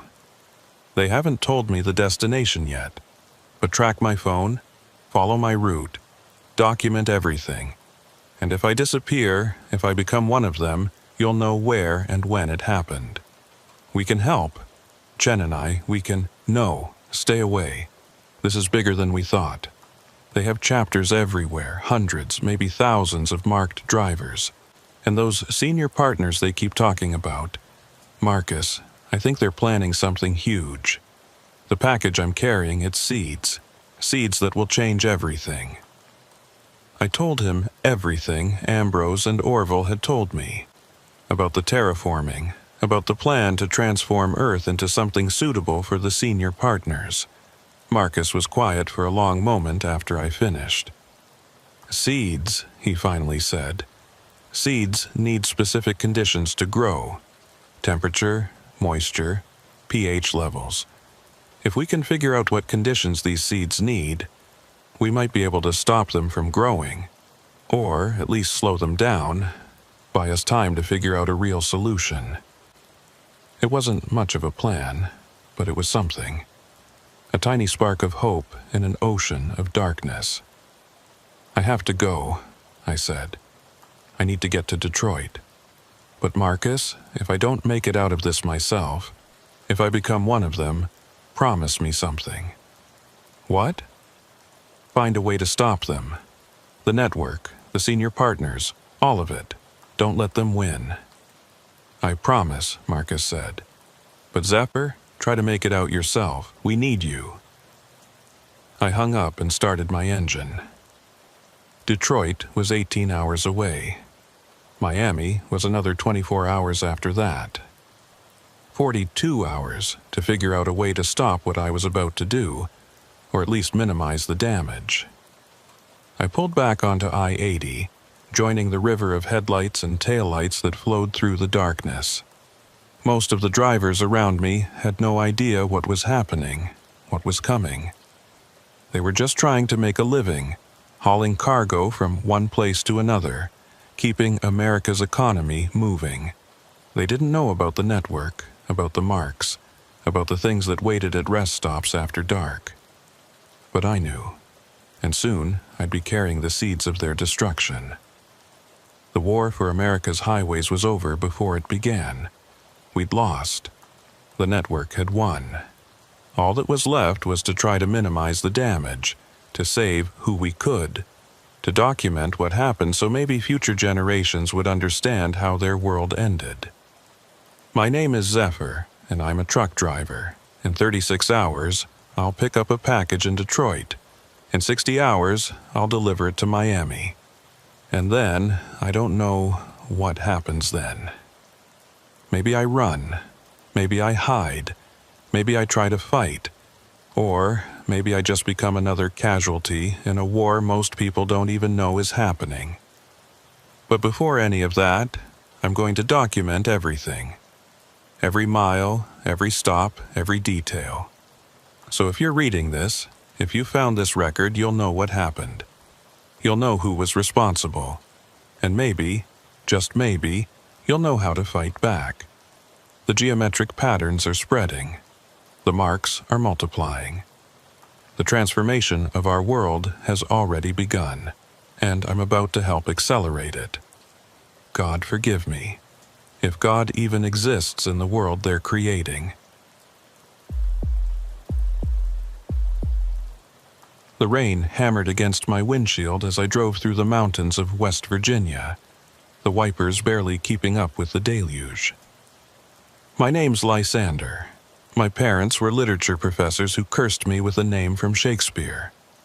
I've been driving trucks for 22 years, since I was 18, and desperate to escape my small hometown in Ohio. In all those years, through all the miles and all the stories truckers tell, I'd never believed in the supernatural. Bad luck? Sure. Coincidences that make you wonder? Absolutely. But ghosts, curses, haunted places? That was all bullshit as far as I was concerned. That changed on the night of November 8th, 2021, when I pulled into the abandoned rest area on Route 19, just south of Beckley. I shouldn't have been there at all. The rest area had been officially closed for 3 years. Budget cuts, the state said, though the locals told different stories if you got them drunk enough. But the storm had come out of nowhere, visibility dropping to maybe 10 feet, and I'd already passed 2 jackknifed semis. When I saw the old exit ramp, I took it without thinking. Better to wait out the storm in an abandoned rest area than to end up wrapped around a guardrail. The place was exactly what you'd expect from a facility that had been closed for 3 years. The parking lot was cracked, with weeds growing through the asphalt like nature was slowly reclaiming its territory. The main building, a long, low structure built in that 1960s architectural style that managed to be both futuristic and depressing, sat dark and empty, its windows either boarded up or broken. The sodium lights that once illuminated the parking lot were all dead, leaving only my headlights to pierce the darkness. But what caught my attention wasn't the building itself. It was the other truck already parked there. It was an old Freightliner, probably from the early 2000s, sitting at an angle across 3 parking spaces like the driver had just abandoned it mid-maneuver. No lights on, no engine running. The trailer doors hung open, revealing nothing but darkness inside. Rain had been blowing into the trailer, and I could see puddles reflecting my headlights from within the empty cargo space. I parked a safe distance away. You learn not to get too close to abandoned vehicles, never know what kind of trouble they might bring, and sat there for a moment, listening to the rain and trying to decide what to do. The smart thing would be to get back on the highway, storm or no storm. But something about that abandoned truck nagged at me. The doors wouldn't be open like that unless someone had opened them recently. Rain hadn't been falling long enough to create those puddles. Someone had been here within the last few hours. I grabbed my flashlight, one of those heavy mag lights that doubles as a club if necessary, and my rain jacket, then stepped out into the storm. The rain was cold, the kind that seems to find every gap in your clothing and soak you through to the bone. Thunder rumbled overhead, and lightning illuminated the rest area in stark, momentary snapshots. The abandoned truck's cab was unlocked. Inside, everything seemed normal at first glance. Standard sleeper cab setup, CB radio, logbook on the passenger seat. But when I looked closer, I noticed things that made my skin crawl.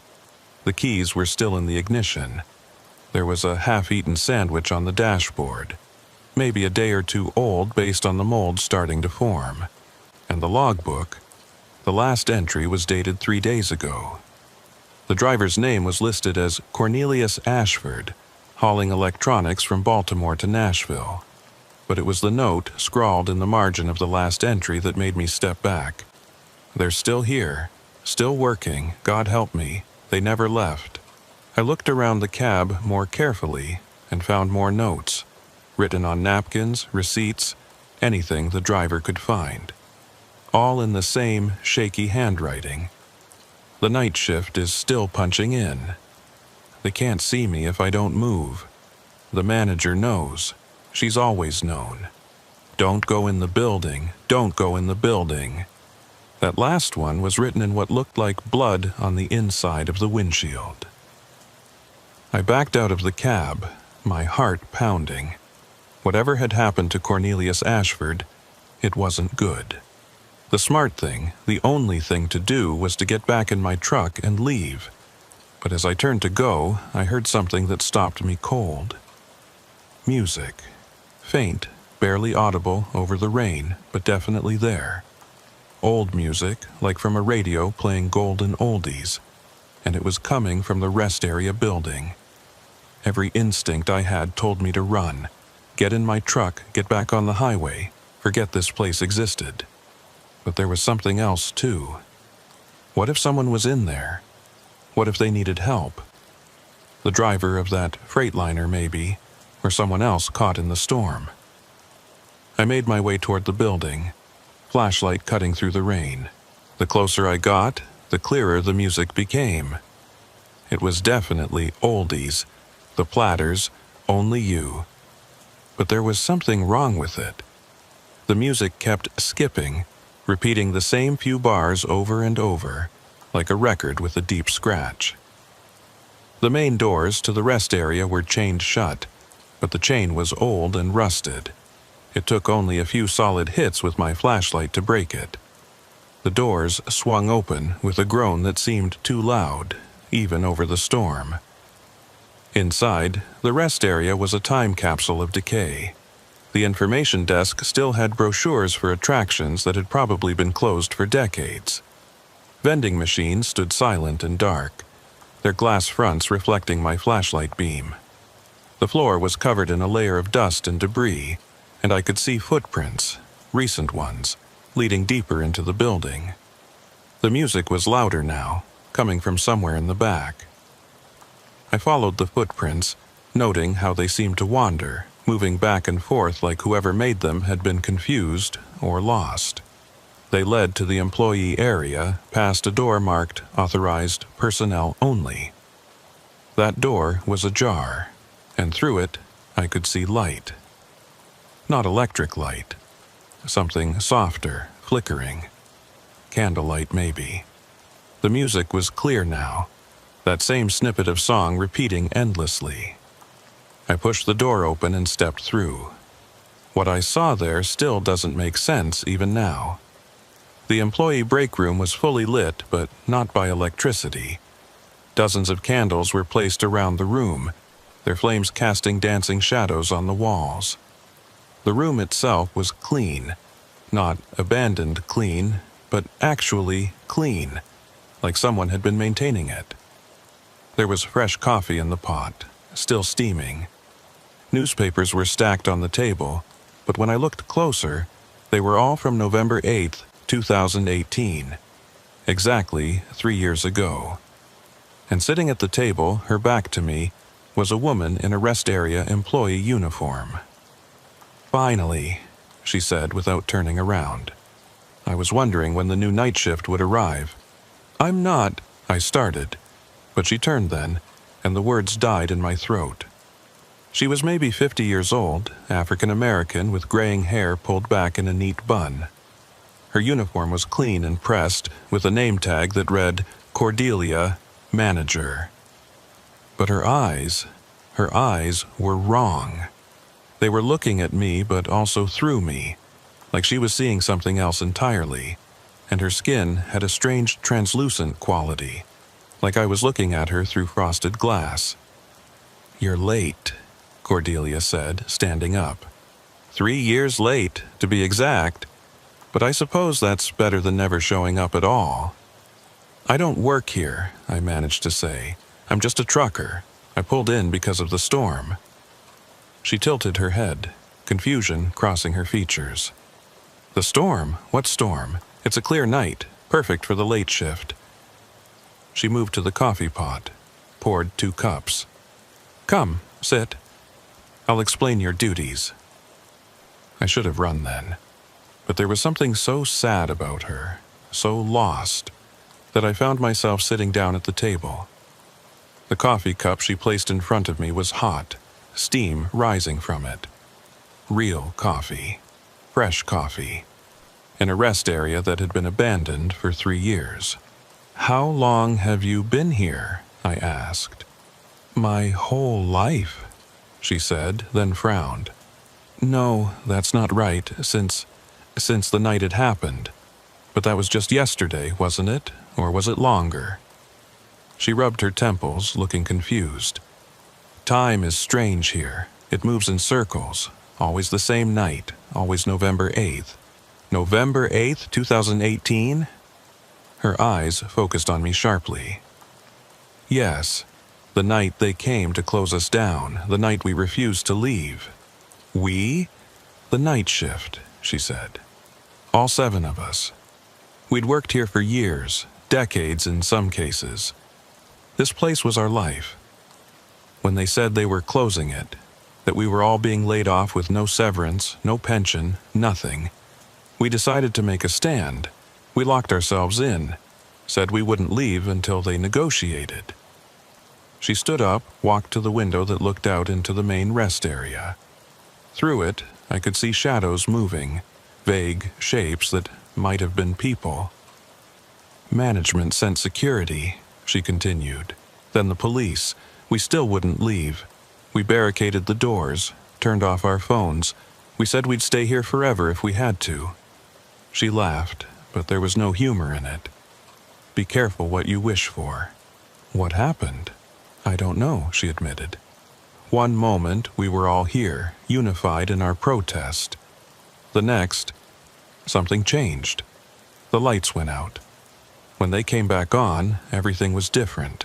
The police were gone, our cars were gone, the highway outside was empty, and we couldn't leave. Couldn't. Try to walk out the door, and you end up walking back in through another one. Drive away, and the road just curves back to the parking lot. We're stuck here, all of us, repeating the same shift over and over. November 8th, 2018, 11 p.m. to 7 a.m., every night. Forever. Thunder crashed outside, making the candles flicker. In that moment of shifting light, I saw them, the others.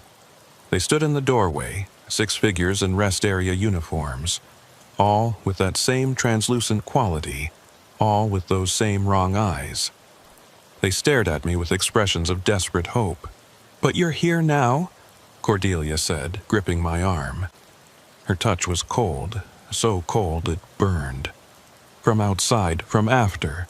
That means the loop is breaking, doesn't it? That means we can finally leave?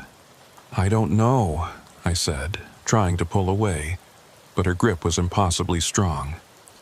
You have to help us, she said, and the others echoed her, their voices overlapping in a horrible chorus. You have to tell someone. You have to let them know we're still here. But you're... I stopped myself before saying, dead. But she knew. Are we? She asked. We still think. We still feel. We still work our shifts, clean the restrooms, stock the vending machines that no one will ever use. If we're dead, why are we still here? Why are we still working? The music skipped again, the same bars repeating. One of the other workers, a young man whose name tag read Jerome, stepped forward. The trucker who was here before you, Cornelius. He saw us too, but he couldn't help.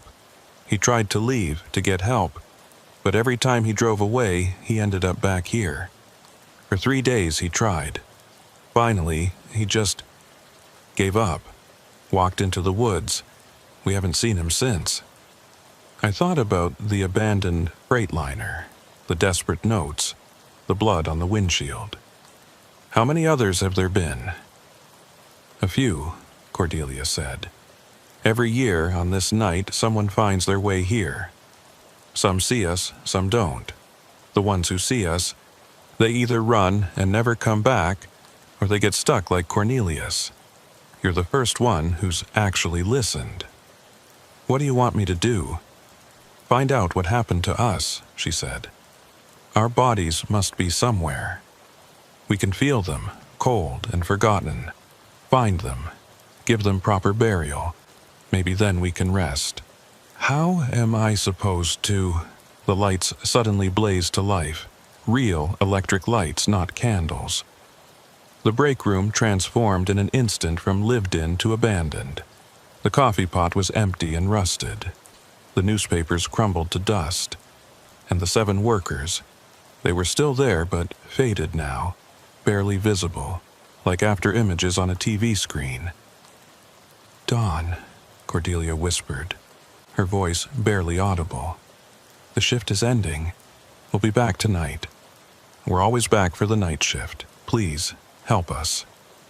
They faded completely, leaving me alone in an abandoned, ruined break room that smelled of mold and decay. The coffee cup in my hand was cracked and empty, covered in 3 years of dust. Outside, the storm had passed, and weak sunlight was filtering through the clouds.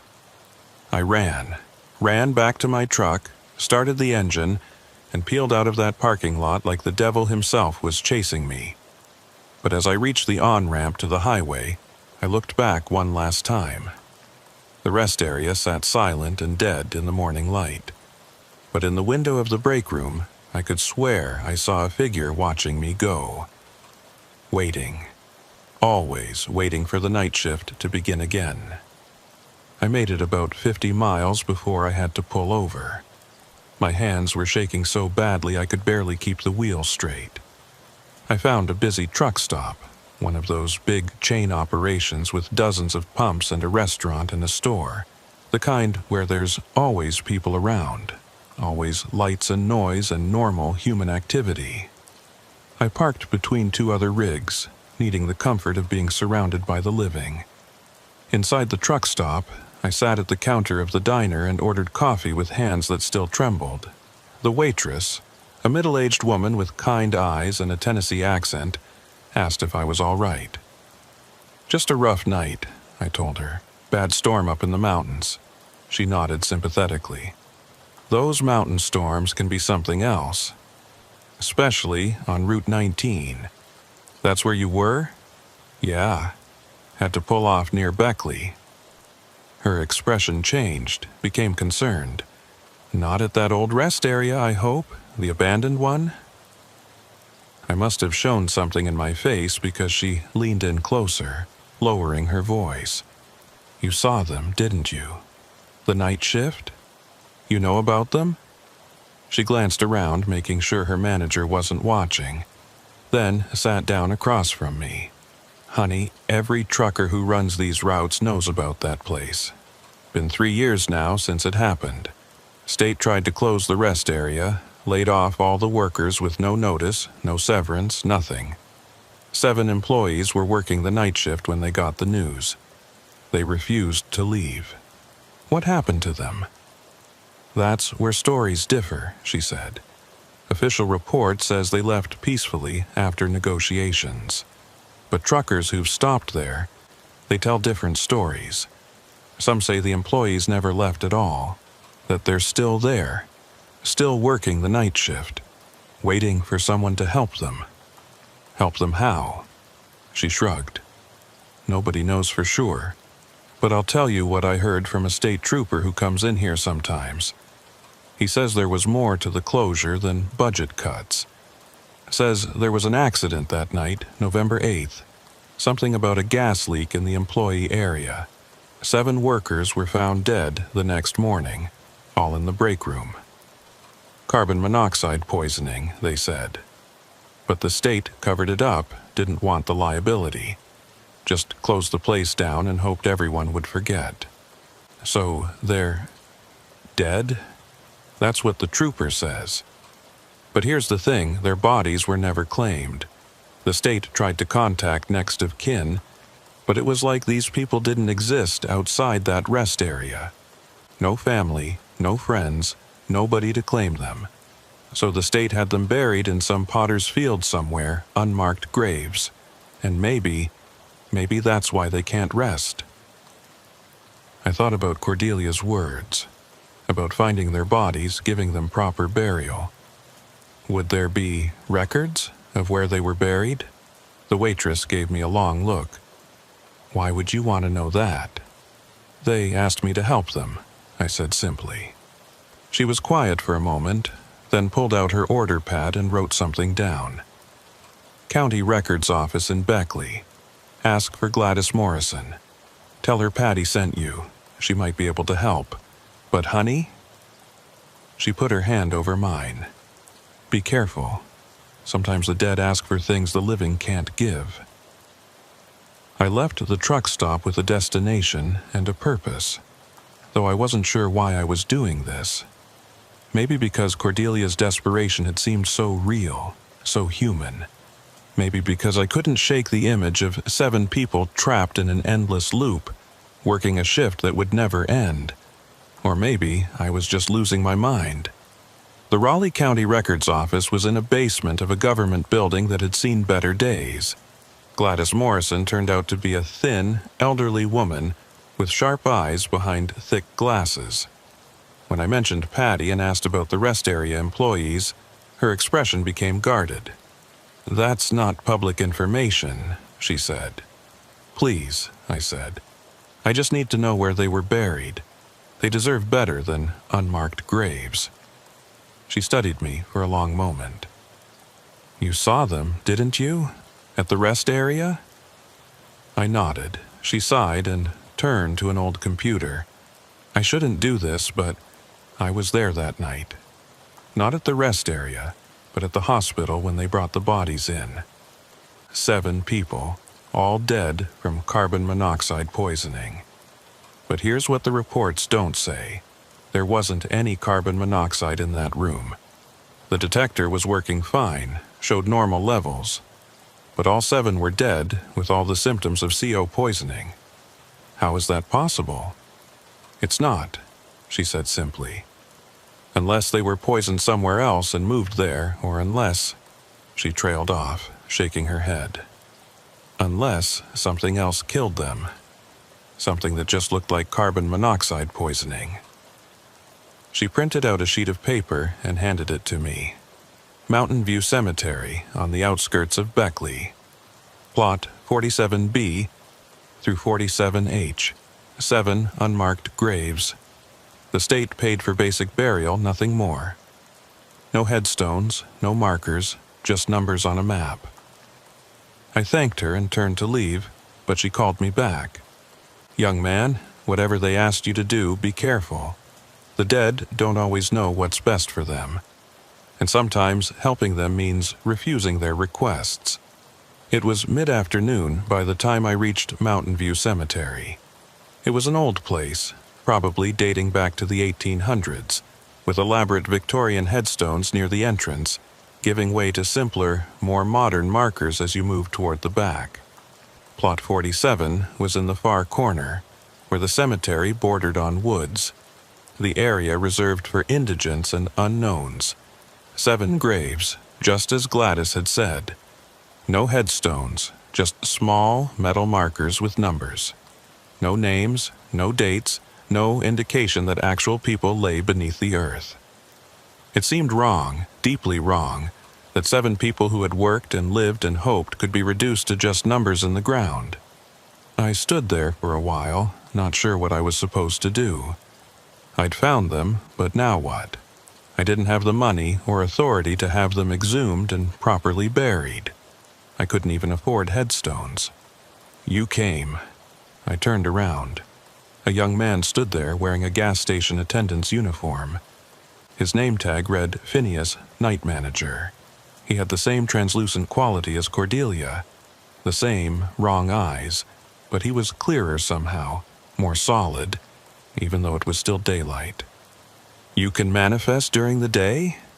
Only here, Phineas said, looking down at the graves. This is where we really are. That rest area, that's just where we work, where we're trapped working. He knelt down by one of the graves, placed a translucent hand on the earth. That's me, number 47D, 23 years old, working nights to pay for college.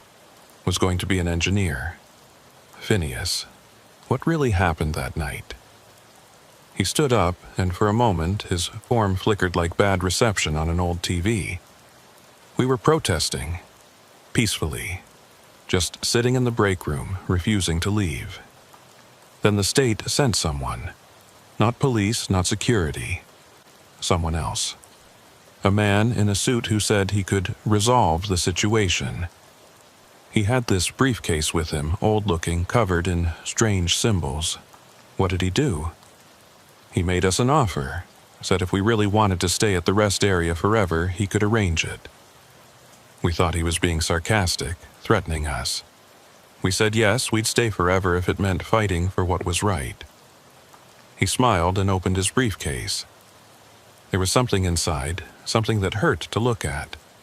Like a piece of night sky that had been cut out and folded up.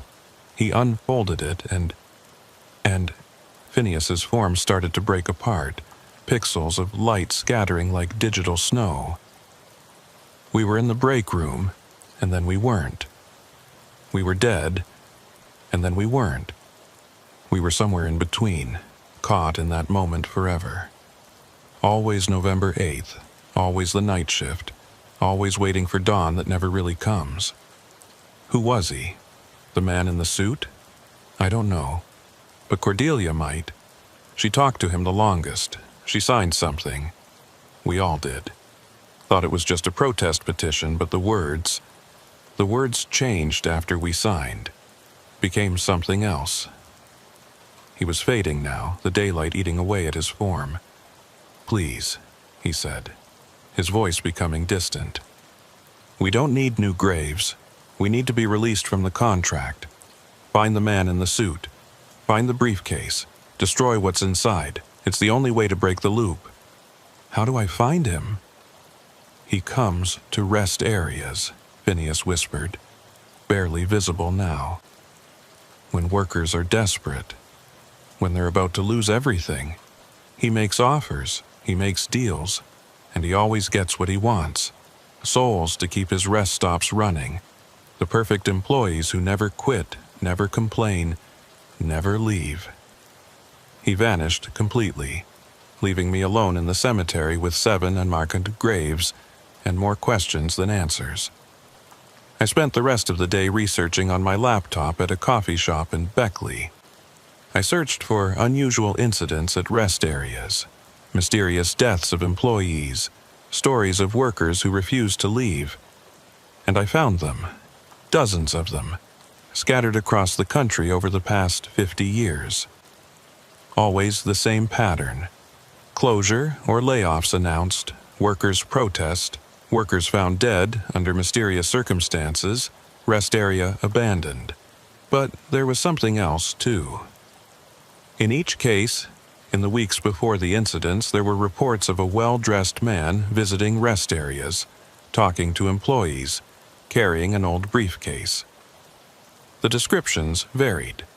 Sometimes old, sometimes young, sometimes black, sometimes white. But the briefcase was always the same. Old leather, covered in symbols, with brass clasps that looked like screaming faces. I found a forum for truckers who'd encountered strange things on the road. One post caught my attention.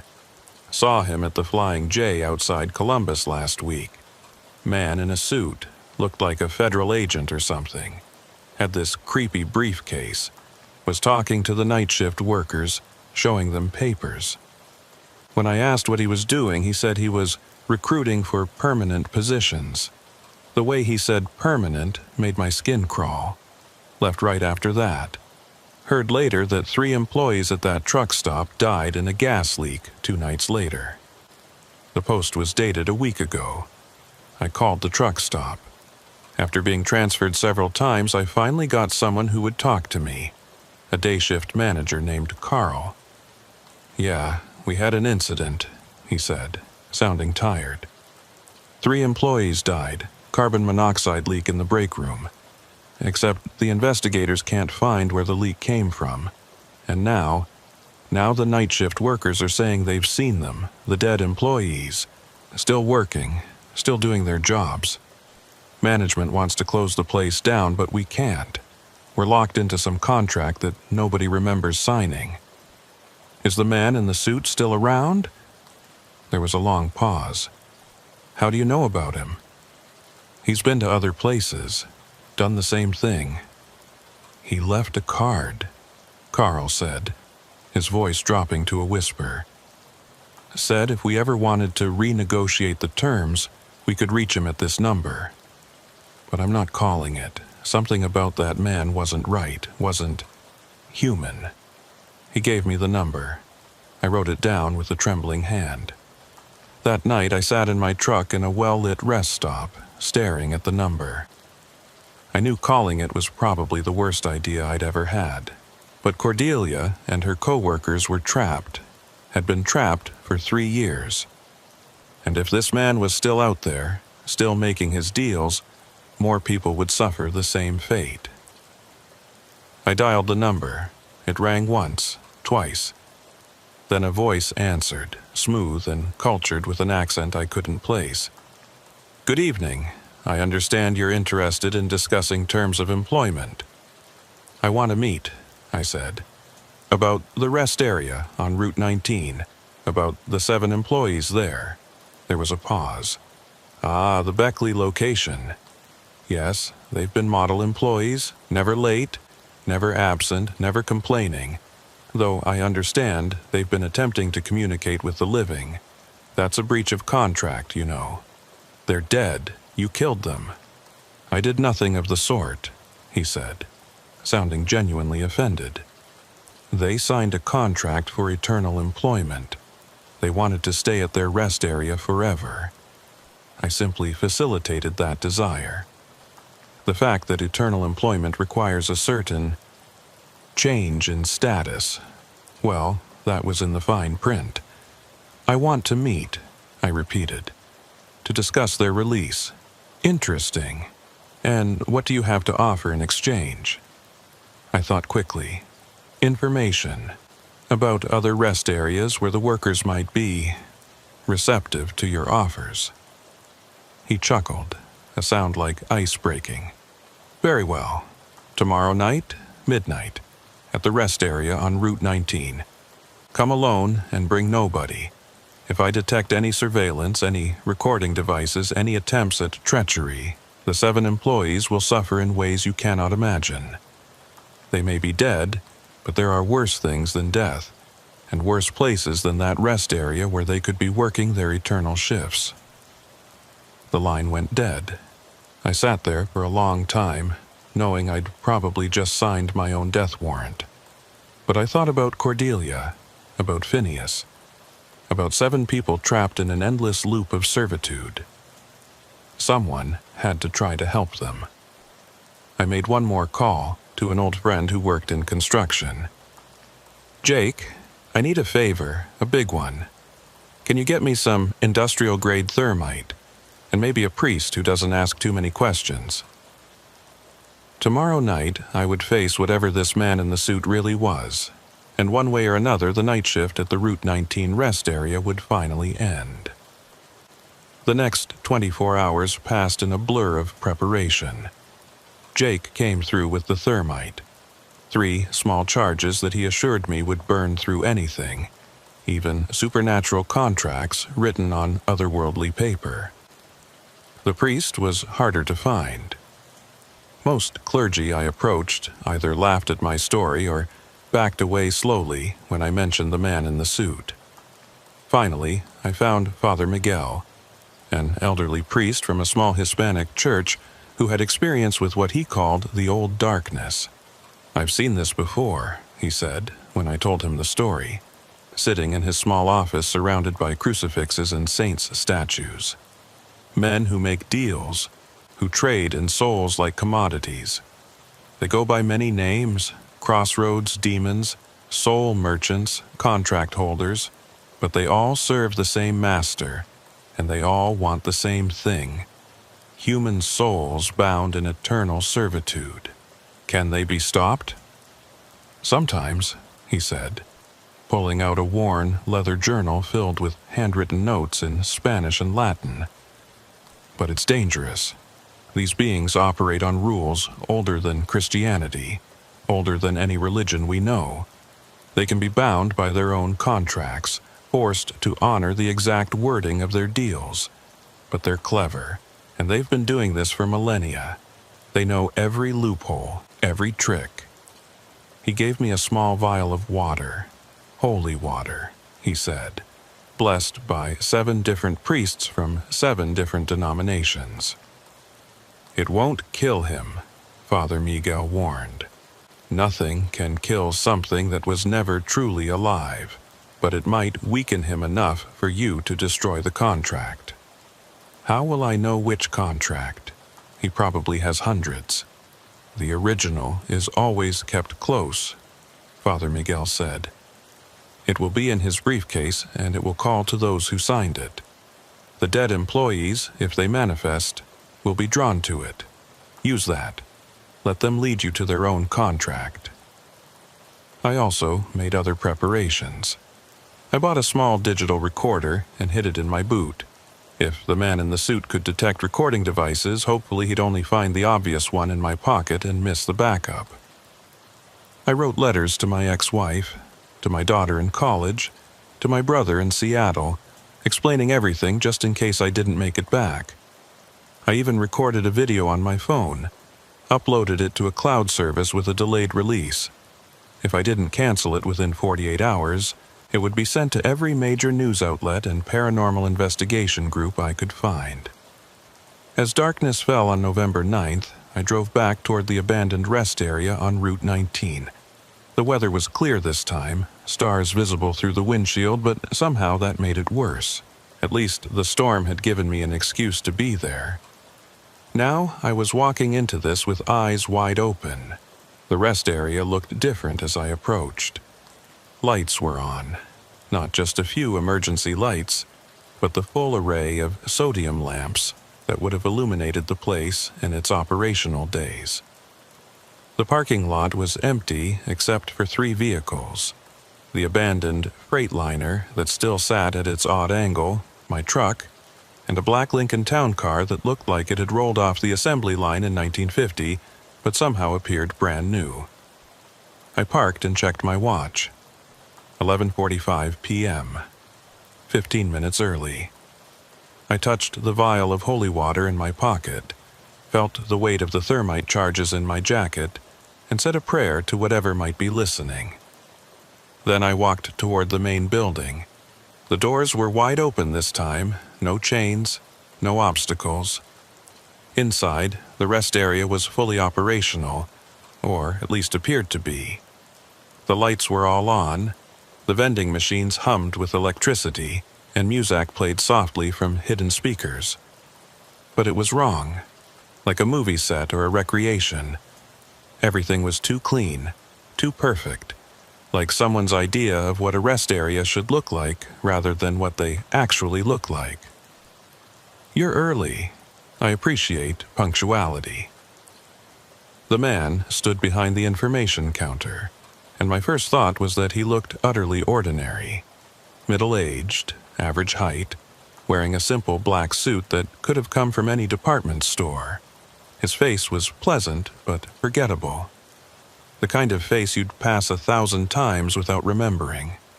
Only his eyes gave him away. They were older than his face, older than anything had a right to be, and they didn't reflect light the way human eyes should. "Lysander," he said, reading from a clipboard that hadn't been there a second ago. 40 years old, divorced, 1 daughter. 22 years of trucking experience. Clean driving record, mostly. That incident in Denver in 2015 was unfortunate, but we won't hold it against you. How do you know about... I know everything about everyone who travels the highways, he interrupted, setting down the clipboard. It's part of my job. I'm a recruiter, you might say, a headhunter in the most literal sense. He smiled at his own joke. Now, you mentioned wanting to discuss the Route 19 employees. I want you to release them. Release them? He seemed genuinely puzzled. From their employment? But they're model workers. Never late, never absent, never sick. They're everything an employer could want. They're dead. A technicality, he said, waving his hand dismissively. Death, life, these are just states of being. What matters is the work. And they work so beautifully. Would you like to see them? Before I could answer, they were there. All 7 of them, standing in a line behind the counter like they were posing for an employee photo. Cordelia in the center, Phineas to her left, Jerome to her right, and 4 others I hadn't met yet. They all wore their uniforms, clean and pressed, but their faces showed their torment. They moved in small, repetitive motions. Cordelia wiping the same spot on the counter over and over. Phineas straightening the same brochure repeatedly. Jerome checking his watch every few seconds, even though it always showed the same time. 11 p.m. See, the man in the suit said proudly. Perfect employees. They'll never quit, never demand raises, never grow old and retire. They're the solution to every employer's problem. They're suffering. Are they?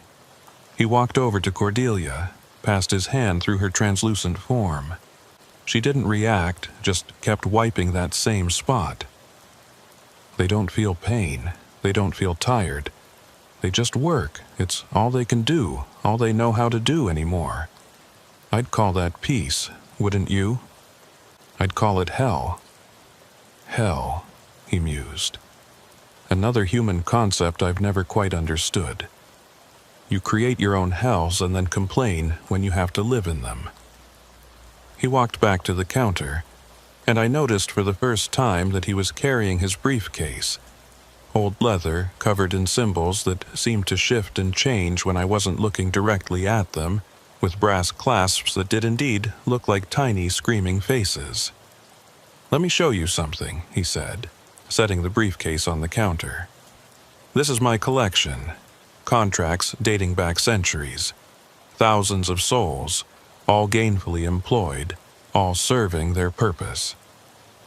He opened the briefcase, and I had to look away. It wasn't that what was inside was horrible. It was that my human eyes couldn't properly process what I was seeing. It was like looking at a space that had too many dimensions, a depth that went down forever. I caught glimpses of papers, millions of them, floating in that impossible space like leaves in a cosmic wind. And each paper glowed with a different color, pulsed with a different rhythm. The Route 19 contract is one of my favorites, he said, reaching into that impossible space and pulling out a document that glowed with a sickly green light. 7 souls, all bound together. They wanted to stay together, you see. Wanted to remain a team. So touching, really. The moment he pulled out the contract, all 7 employees turned toward it in perfect unison, their eyes fixed on the glowing paper with desperate longing. They began moving toward it, but they couldn't get close. Some invisible barrier held them back. This is what binds them, the man said, holding up the contract.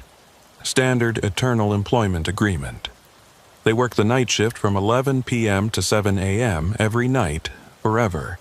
In exchange, they get to stay at their beloved rest area, never have to worry about being separated, never have to face the uncertainty of unemployment. It's really quite generous. They didn't know they'd be dead, didn't they? He unfolded the contract and I could see the signatures at the bottom. 7 names in what looked like blood. Section 15, subsection 3, paragraph 2. Employment shall continue regardless of physical state, including but not limited to death, dismemberment, or dimensional displacement. It's all there in black and white, or rather, black and red. Nobody reads the fine print on a contract they're signing under duress. Duress? He laughed, a sound like glass breaking in reverse. I didn't force them. I simply made an offer when they were desperate. That's what I do. I appear when people are at their lowest, when they're about to lose everything, and I offer them a solution. The fact that the solution comes with certain complications, well, that's just the nature of deals, isn't it? I want to make a deal, I said suddenly. He raised an eyebrow. Oh? Release them, and I'll take their place. 1 soul for 7. That's a good trade, right? The 7 employees all began shaking their heads violently, mouthing no over and over. But no sound came out. The man in the suit considered my offer, tilting his head like a bird examining a worm. Interesting proposition, he said. But you're not rest area material. You're a trucker, a wanderer. You wouldn't be happy confined to one location. Then what do you want? I asked. There has to be something. He smiled, and for the first time I saw his true face, just for a second, like a mask slipping. Underneath the pleasant, forgettable features was something ancient and terrible, something that had never been human and never wanted to be. What I want, he said, is what I already have. 7 perfect employees who will work forever. But, he paused, pretending to think. There might be one thing. You see, I'm always looking for new locations, new rest areas, truck stops, service plazas, places where desperate workers might be willing to sign my contracts. If you could provide me with, say, a dozen leads, places where layoffs are coming, where workers are about to lose everything, I might consider releasing these 7. You want me to help you trap more people? I want you to help me offer opportunities to those who need them, he corrected. Think of it as recruitment. You'd be doing them a favor, really. Instead of facing unemployment, homelessness, despair, they'd have eternal job security. As slaves. As employees, he insisted. There's a difference. I felt the weight of the thermite charges in my pocket. 3 small devices that Jake had promised would burn through anything. But I had to get close to the briefcase, had to be sure the contract would be destroyed. Can I see the contract? I asked. Before I decide? He held it out, but didn't let go when I reached for it. Just to look, he said. No touching. Contracts are delicate things. I leaned in, pretending to read the incomprehensible text that seemed to writhe and shift on the page. The 7 employees leaned in too, drawn to their contract like moths to a flame. And that's when I saw it. A second document underneath the first, older, written on what looked like human skin. What's that one? I asked, pointing. The man in the suit quickly covered it, but not before I saw part of the text. It wasn't in English, wasn't in any language I recognized, but somehow I could read it. Master Agreement, binding upon all subsidiaries. Violation nullifies all subordinate contracts. Nothing that concerns you, he said, closing the briefcase. But I'd seen the brass clasps up close now, and I realized they weren't decorative. They were locks, and locks could be broken. I need time to think, I said, backing away. This is a big decision. Of course, he said, checking a pocket watch that materialized in his hand. You have until dawn. That's 7 hours and 43 minutes. After that, my offer expires and these 7 remain in my employment forever. And if I bring you the information you want, then we have a deal, he said. I release these 7, and you help me find 12 new locations with desperate workers. Simple trade. I nodded and started to leave, but his voice stopped me at the door. Oh, and Lysander? If you're thinking of doing something foolish, like trying to destroy my briefcase or burn my contracts, Remember that these 7 souls are bound to those documents. Destroy the contracts, and you destroy them. They won't be free. They'll simply cease to exist. No afterlife, no peace, just nothing. Is that really what you want for them? I looked back at the 7 employees.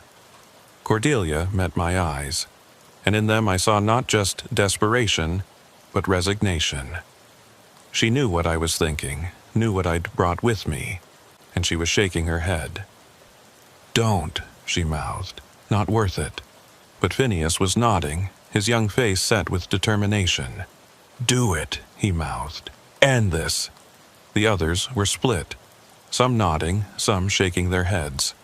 They couldn't agree even on whether existence as slaves was better than no existence at all.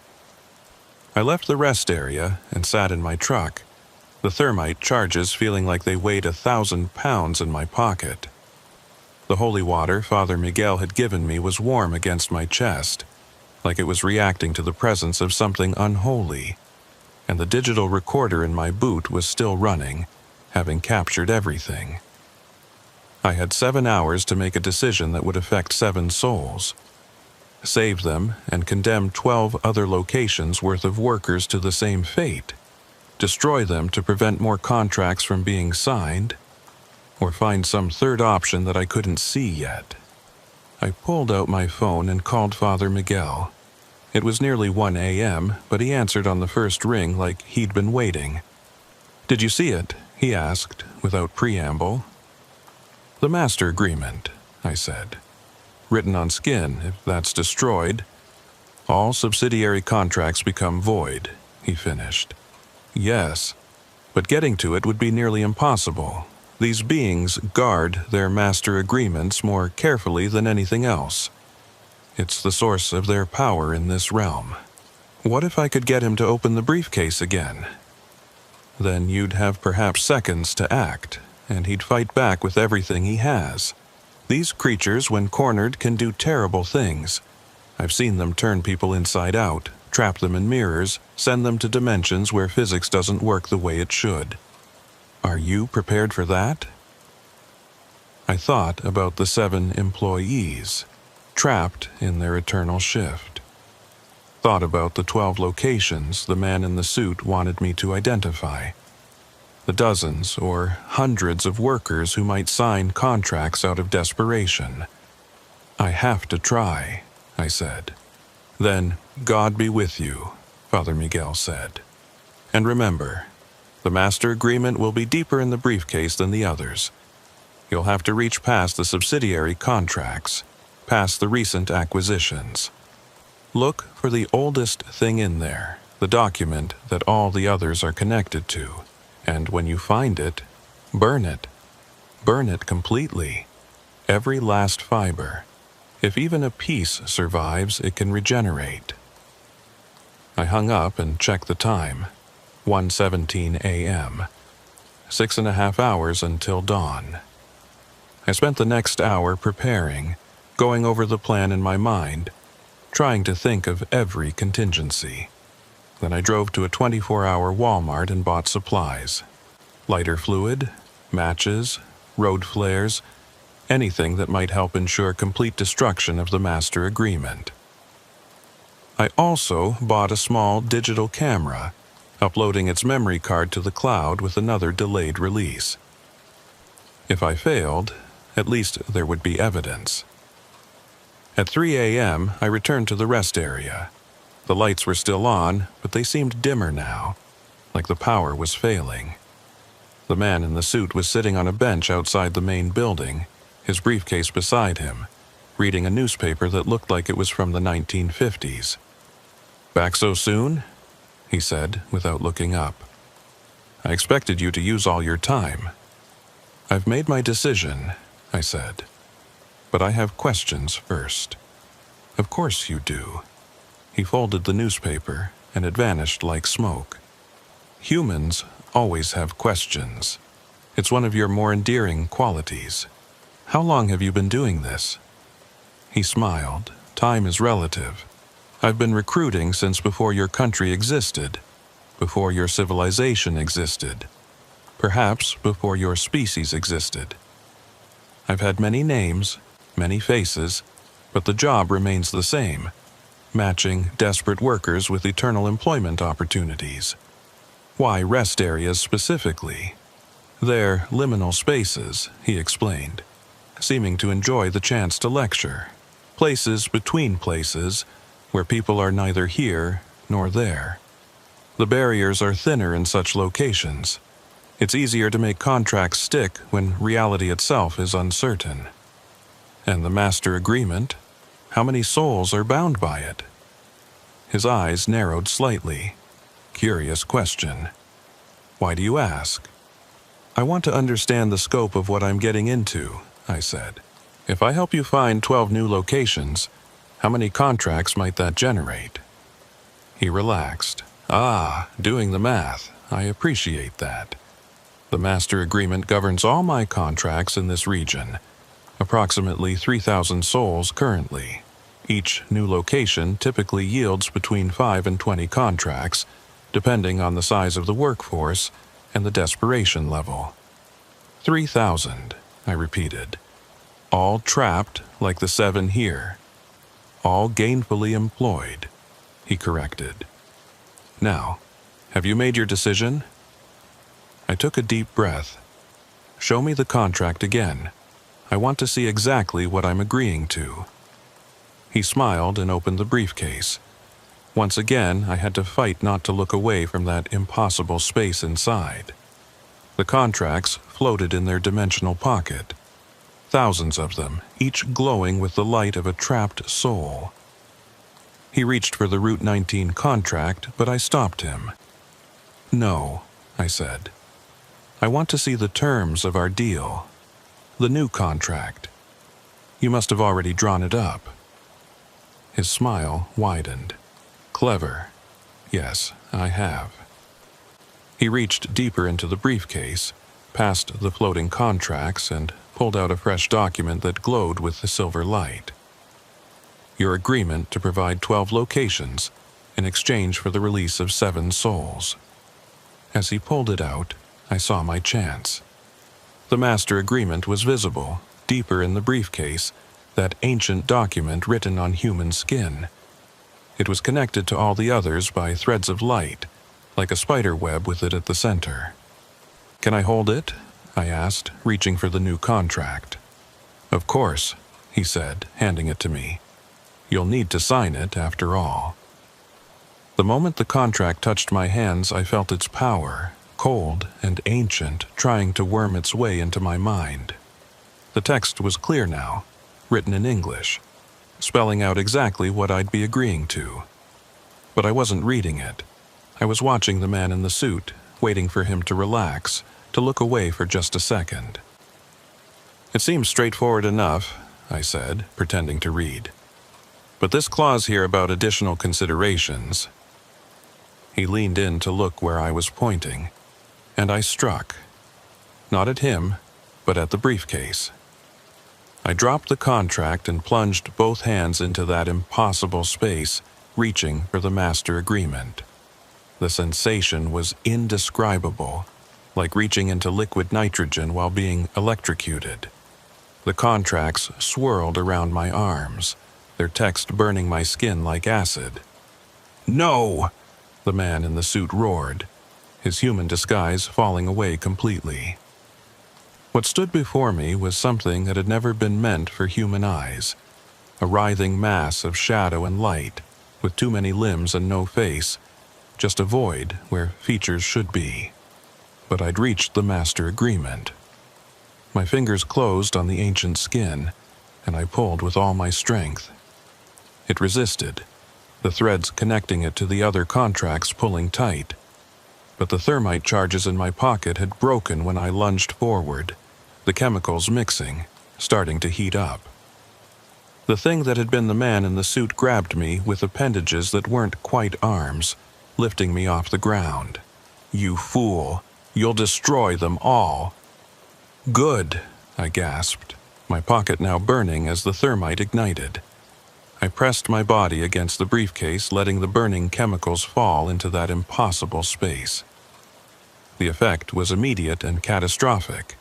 The thermite, burning at over 2,500 degrees Celsius, fell onto the contracts like white-hot rain. They began to burn, all of them, the flames spreading from one to another along those connecting threads. The master agreement in my hands caught fire, the ancient skin curling and blackening.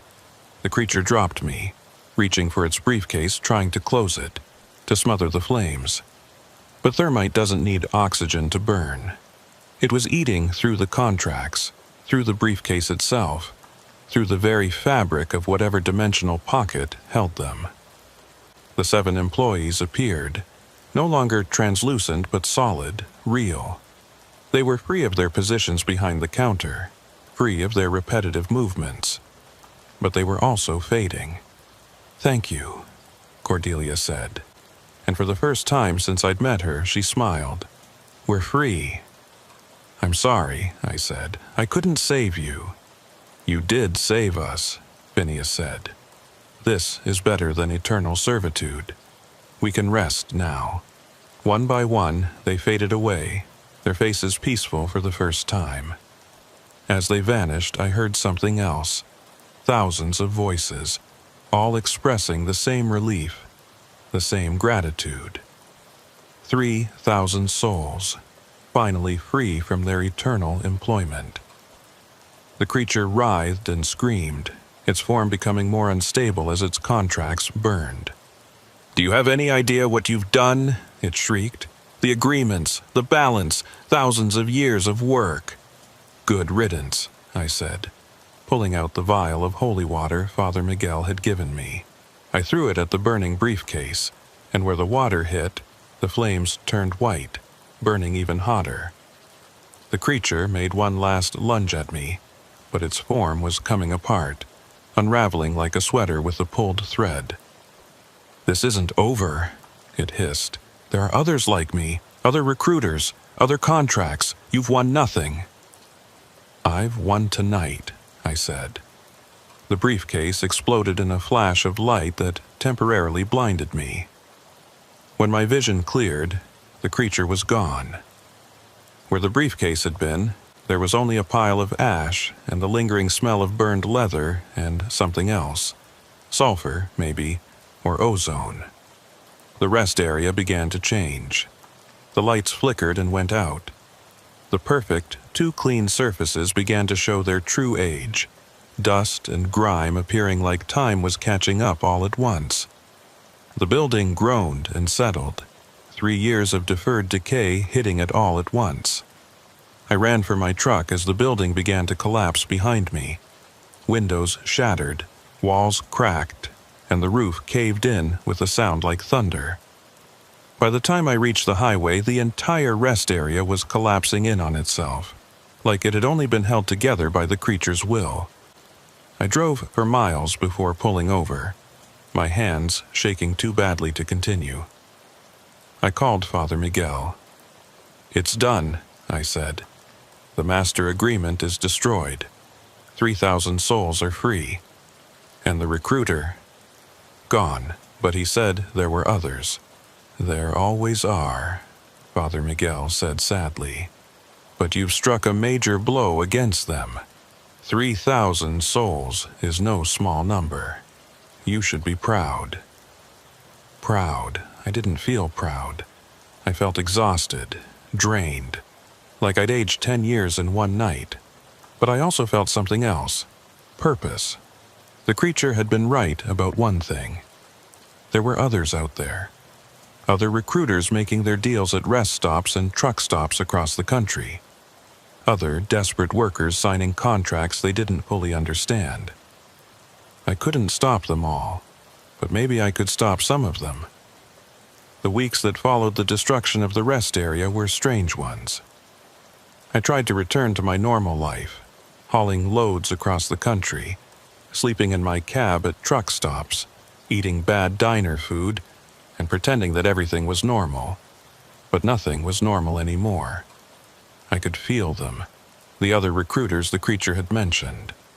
They were out there, at rest stops and truck stops across the country, making their deals, trapping souls in eternal servitude. I started keeping a journal, documenting every strange occurrence I encountered or heard about. Truckers talk, especially late at night when the coffee's strong and the roads are empty. Stories that used to seem like urban legends or tall tales now took on new meaning. The driver who swore he saw his dead partner still working at a way station in Montana. The cleaning crew at a rest stop in Arizona who only appeared at 3 a.m. and never spoke to anyone. The gas station in Nebraska where the night shift employees never changed, never aged, had been the same people for 20 years according to locals. It was 3 weeks after the Route 19 incident when I got the call that changed everything.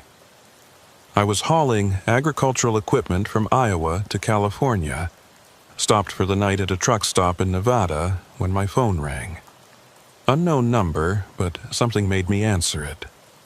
Lysander? The voice was familiar but weak, like someone calling from very far away. Who is this?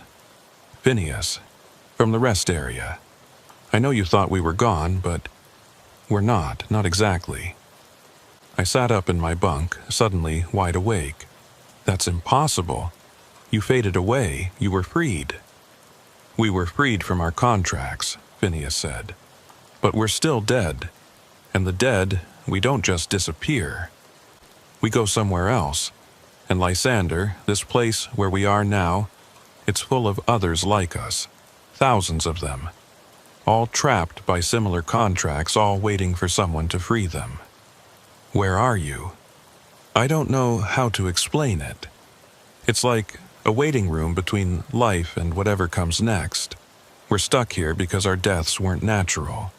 We can't move on until all the recruiters are stopped, until all the contracts are destroyed. All of them. That's impossible. The creature said there were others, probably dozens, maybe hundreds.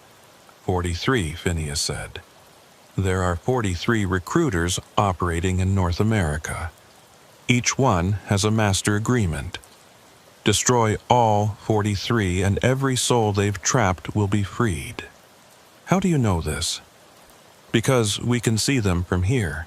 See their connections, their networks. Cordelia's been mapping them. She says to tell you she's sorry for what's about to happen. What's about to... The line went dead. I tried calling back, but the number was dead. I was about to dismiss it as a hallucination brought on by too much coffee and too little sleep when there was a knock on my cab door. I looked out and saw a woman standing there. She was young, maybe mid-20s, wearing jeans and a trucker's jacket.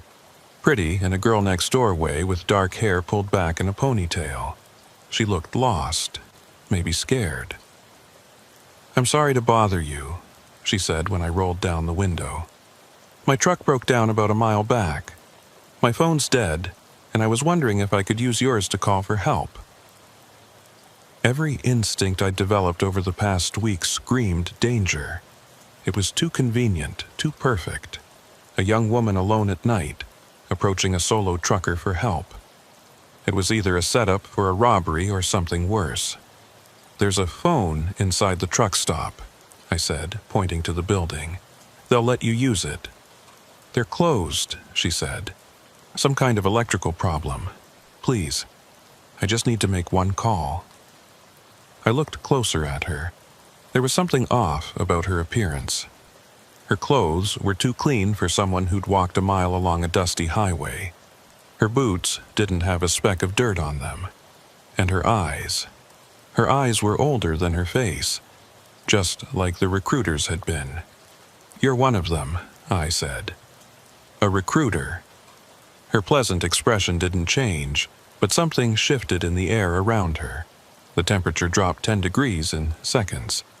"You're the one who destroyed Marcus's collection," she said, her voice still pleasant but carrying an undertone of something ancient and hostile. 3,000 contracts, centuries of work, gone in an instant. "Do you have any idea what you've cost us?" "Those were people, souls, not collectibles. They were agreements," she corrected. "Legal, binding agreements. And you destroyed them. That makes you a criminal in our eyes. Your laws don't apply to me, don't they? She pulled out a document from her jacket. It looked new but felt old, the paper, or whatever it was, seeming to bend light around it. This is a warrant for your soul, Lysander, signed by all 43 recruiters. You've been marked for collection. I haven't signed anything. You don't need to. By interfering with our business, you've entered our jurisdiction. The warrant is executable immediately. She smiled, and her teeth were perfect. Too perfect, like a dentist's demonstration model. But I'm willing to make a deal. Surrender yourself willingly, and I'll make it painless. You'll work for me personally, driving special cargo between collection points. It's honestly not a bad job. Eternal employment, no need for food or rest, no aging or illness. Some would call it an upgrade. Some would call it slavery. Slavery implies you have no choice. I'm giving you a choice right now. Come willingly or be taken forcibly. Those are your options.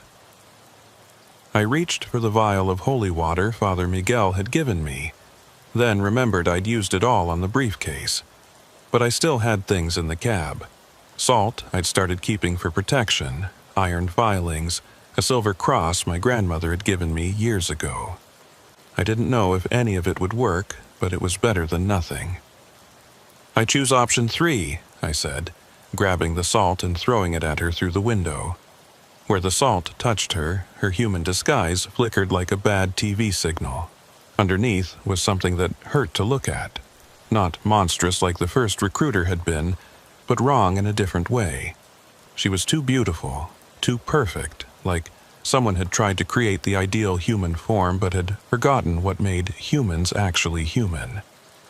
Her skin was like porcelain, her features mathematically perfect, but there was nothing alive in that perfection. She brushed off the salt with mild annoyance. Crude protections. Did you really think table salt would stop me?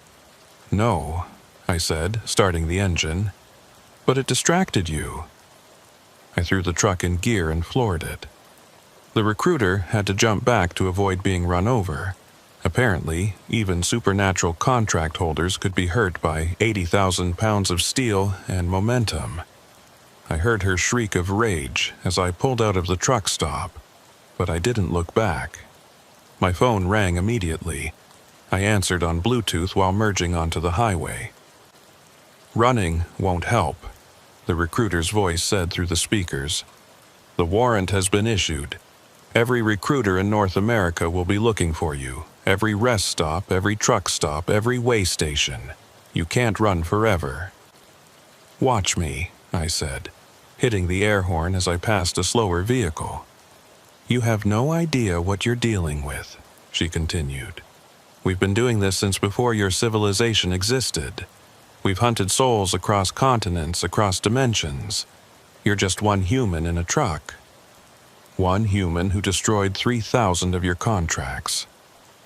There was silence for a moment, then, that was luck. Marcus was old, complacent.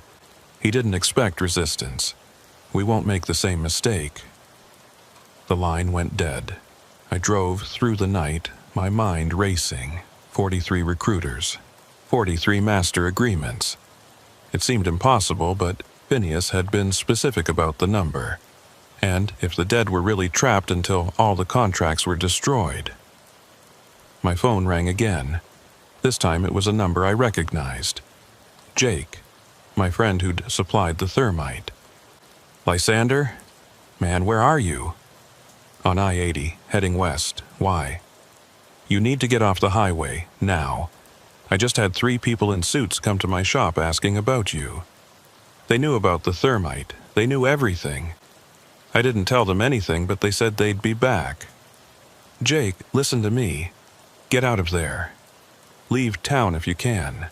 These people, they're not really people. They're dangerous. What have you gotten yourself into? Something big, something I can't walk away from. Just trust me and get somewhere safe. Somewhere public, with lots of witnesses. Lysander, I have to go. Be safe. I took the next exit, getting off the main highway onto a state road. If they were watching the major highways, maybe I could avoid them on back roads. But even as I thought it, I knew it was futile. They'd find me eventually. The warrant, whatever that meant in their world, had been issued. I drove for another hour before I had to stop for fuel. I chose a small, independent station in a tiny town, the kind of place that might not be on their radar. The attendant was an old man who looked like he'd been working there since the station opened. "Evening," he said, as I paid for the diesel. "Long haul?" You could say that. He studied me for a moment. "You look like you're running from something." "What makes you say that?" "Been working this station for 40 years. I've seen all kinds come through. The ones running from something, they have a look, checking their mirrors, jumping at shadows. You got that look." "Maybe I am running." He nodded slowly. "Well, if you're looking for a place to lay low, there's an old monastery about 20 miles north of here. Benedictine monks. They don't ask questions, and they have a tradition of offering sanctuary. Might be worth a visit." "Why are you telling me this?" He smiled, and for just a moment his eyes flashed gold. Not the cold, ageless eyes of a recruiter, but something else, something warm and protective. "Let's just say, not all of us non-humans are in the soul-collecting business. Some of us prefer to help. You're not human?" "Haven't been for about 200 years. But unlike those contract holders you're running from, I chose my path freely. No deals, no contracts, just a choice to stick around and help when I can. The name's Phineas, by the way. Different Phineas than the one you knew, but we share a connection. How did you—" "Word travels fast in certain circles. What you did at Route 19 has a lot of beings talking. Some angry, some impressed, some hopeful. You've started something, Lysander. Something that can't be stopped now. I'm just one man. So was David when he faced Goliath. So was every hero who ever stood against the darkness. One person is all it takes to light a spark, and sparks have a way of becoming fires." He handed me a map with the monastery marked on it. "Go there. Ask for Brother Francis. Tell him Phineas the gatekeeper sent you. He'll understand." "Gatekeeper?" "We all have our roles to play. Mine is to guard certain passages to help travelers find their way. Yours, it seems, is to be a breaker of contracts. Now go. They're about 3 hours behind you, but they're coming fast." I took the map and left, following the winding roads north toward the monastery. The road grew narrower as I climbed into the hills until I was navigating a path barely wide enough for my truck. My mirrors scraped against tree branches, and more than once I had to stop and reverse to make a turn. The GPS lost signal about halfway up, leaving me with just the hand-drawn map and my instincts. Finally, just as the sun was starting to rise, painting the mountains in shades of gold and crimson, I saw it. A collection of stone buildings perched on a hillside, looking like they'd grown from the mountain itself rather than being built. The architecture was ancient, European, completely out of place in the American wilderness. A bell tower rose above the other buildings, and I could hear the faint sound of chanting carried on the morning wind. The parking area was small, designed for cars rather than semis, but I managed to fit by jackknifing the trailer at an angle that took up most of the lot. As I climbed down from the cab, my legs shaky from the night's adrenaline, a monk in a brown robe was already walking toward me. He moved with purpose, but without hurry, like someone who had all the time in the world. He was older, maybe 70, with a face that managed to be both weathered and serene. His eyes were the kind that seemed to see through you, not in a judgmental way, but with understanding. "Brother Francis?" "Yes, my son, and you must be Lysander." Phineas called ahead. He has a phone? Brother Francis smiled. He has his ways. Communication between guardians doesn't always require technology. Come, you look exhausted. We have a room prepared. I can't stay long, they're hunting me. They cannot enter here, Brother Francis said firmly. This is consecrated ground, blessed daily for over 300 years. The recruiters, as you call them, have no power here. You know about them?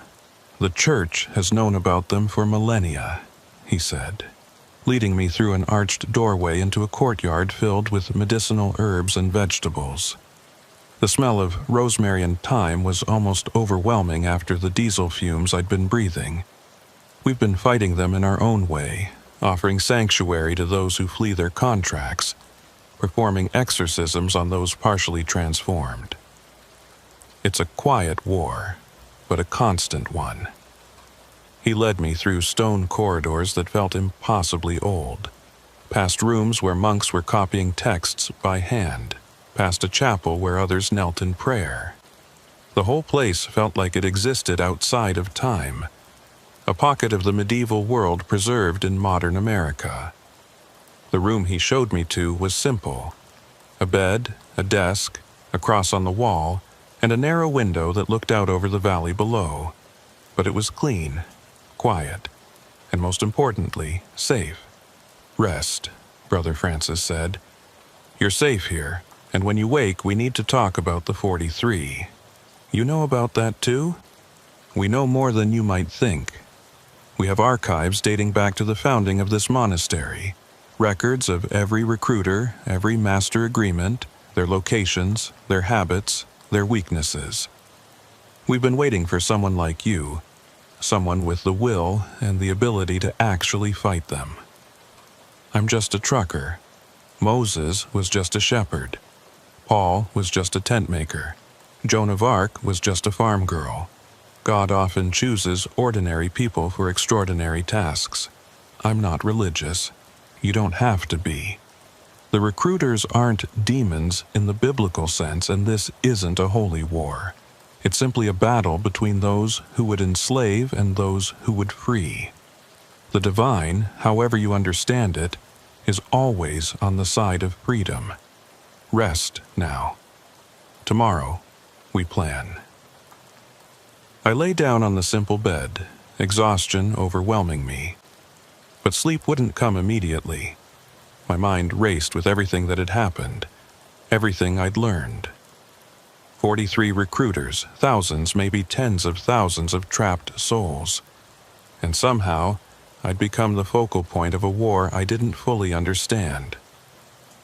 Through the narrow window, I could see the sun climbing higher, illuminating the valley below. Somewhere down there, normal people were living normal lives, completely unaware of the supernatural economy of souls operating in the shadows of their world. Truckers were delivering goods, families were traveling to vacation spots, workers were commuting to jobs, all of them potential victims or recruiters looking to expand their collections. Just as I was finally drifting off, I heard something, a whisper maybe, or a thought that wasn't quite my own. 7 down, 36 to go. It was Cordelia's voice, coming from somewhere beyond the veil between life and death. The employees of Route 19 were still with me, still fighting in their own way. I wasn't alone in this war. I slept for 16 hours straight, the deepest sleep I'd had in weeks. No dreams, no nightmares, just blessed unconsciousness. When I finally woke, it was to the sound of bells, the monastery calling its residents to evening prayer. The sun was setting, painting my small room in shades of orange and purple. There was a tray of food on the desk, bread, cheese, apple slices, and a pitcher of water. Simple fare, but it tasted better than any truck stop meal I'd ever had. As I ate, I noticed a note beside the tray. When you're ready, come to the library. 3rd door on the left after the chapel. Brother Francis. The library, when I found it, took my breath away. It was a vast stone room with a vaulted ceiling, filled with books that looked older than America itself. But what surprised me more were the modern additions: computers, printers, LED lights carefully positioned to not damage the ancient texts. And it wasn't just monks in the room. Several other people in civilian clothes were gathered around a large table covered in maps and documents. They all looked up when I entered. "Ah, Lysander," Brother Francis said. "Let me introduce you to our allies." The first was a woman in her 40s, professionally dressed with the bearing of someone used to authority. "Sarah Chen," she said, shaking my hand firmly. "Former FBI Special Cases Division. I encountered the recruiters during a missing persons investigation 3 years ago. 23 people vanished from a truck stop in Missouri. The Bureau closed the case, said they were runaways. I knew better." "How did you end up here?" Brother Francis found me after I started asking too many questions. The monastery has been a safe house for those fighting the recruiters for longer than you'd believe. The next introduction was a young man, maybe 25, with the pale complexion of someone who spent too much time indoors. Multiple laptops were open in front of him, their screens filled with code I couldn't understand. "Marcus Webb," he said, without looking up from his screens. "I know, unfortunate name given the circumstances. I'm a white hat hacker.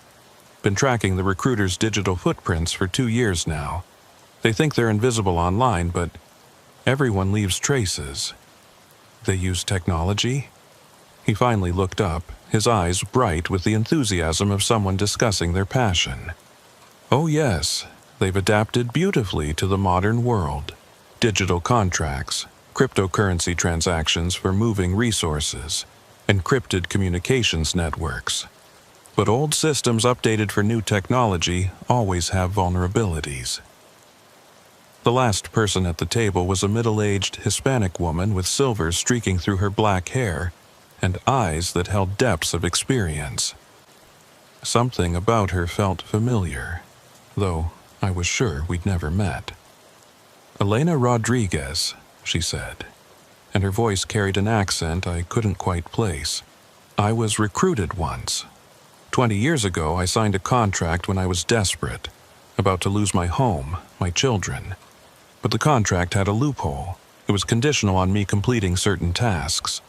When I refused to collect other souls, the contract voided itself."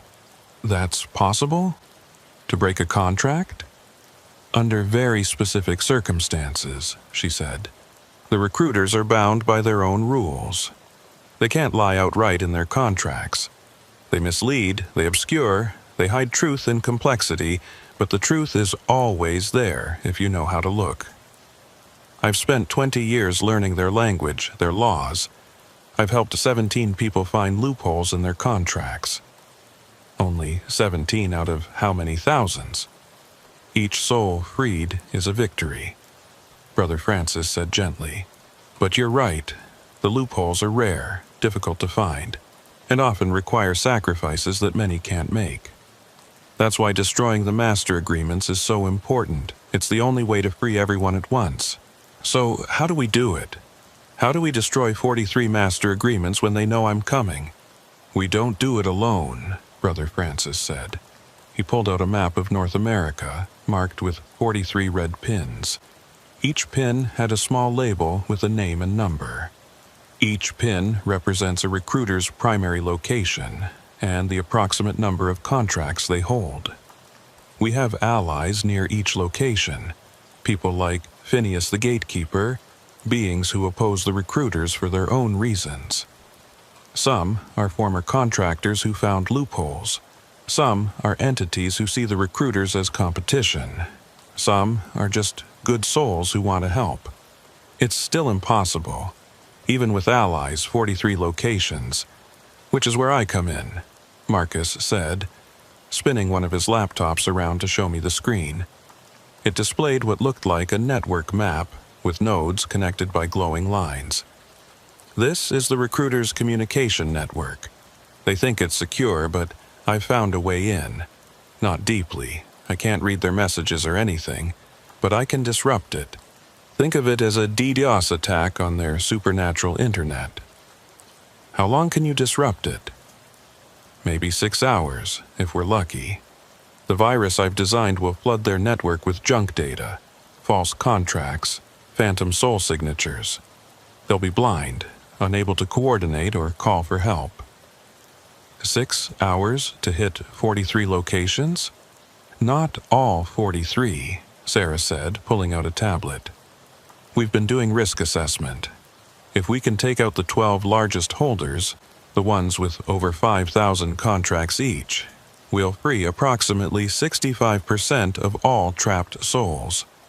The remaining recruiters will be weakened, vulnerable. It would shift the balance of power dramatically.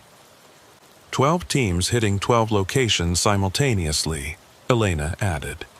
Each team equipped with materials that can destroy a master agreement, blessed thermite, holy water from multiple faiths, the dust of broken contracts. We've been gathering these materials for years.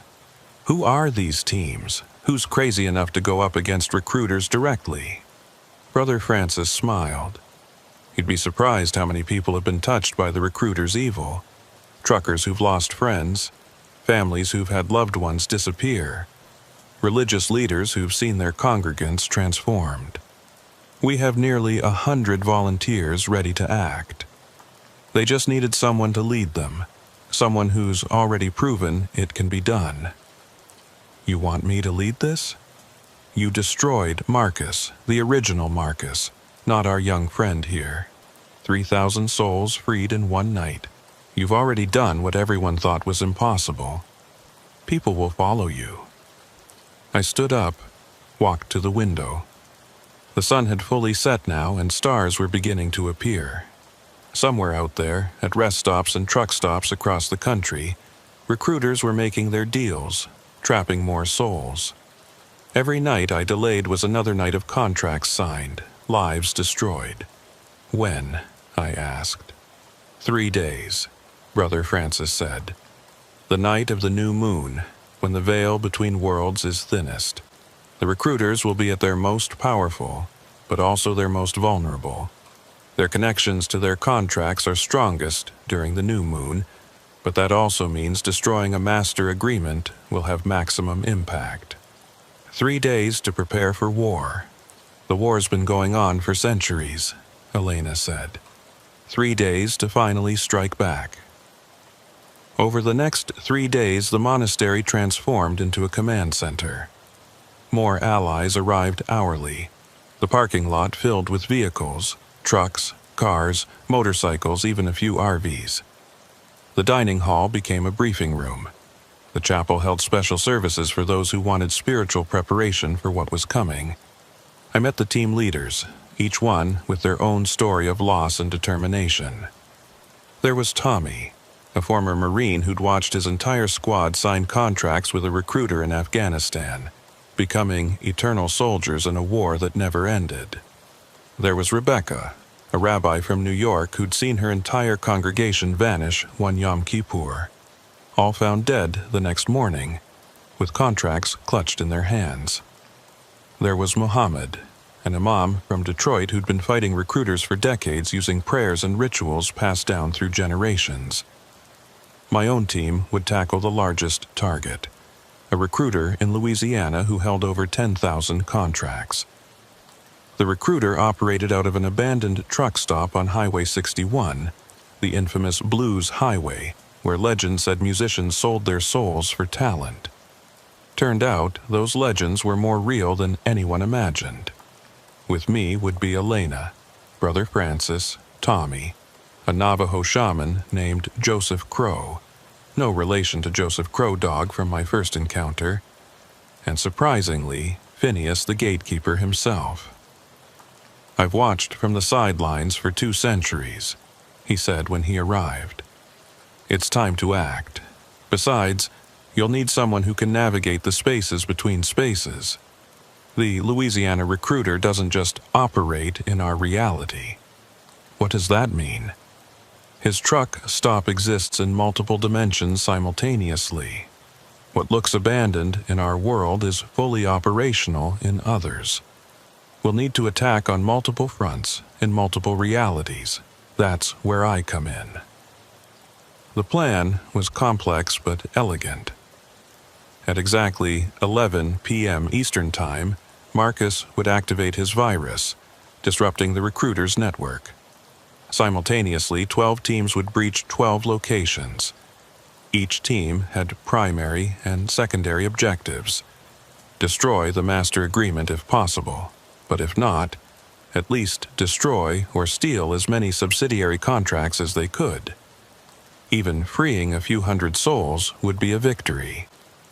We had backup plans for backup plans. Safe houses if things went wrong. Medical teams standing by, both conventional doctors and those who knew how to treat supernatural injuries.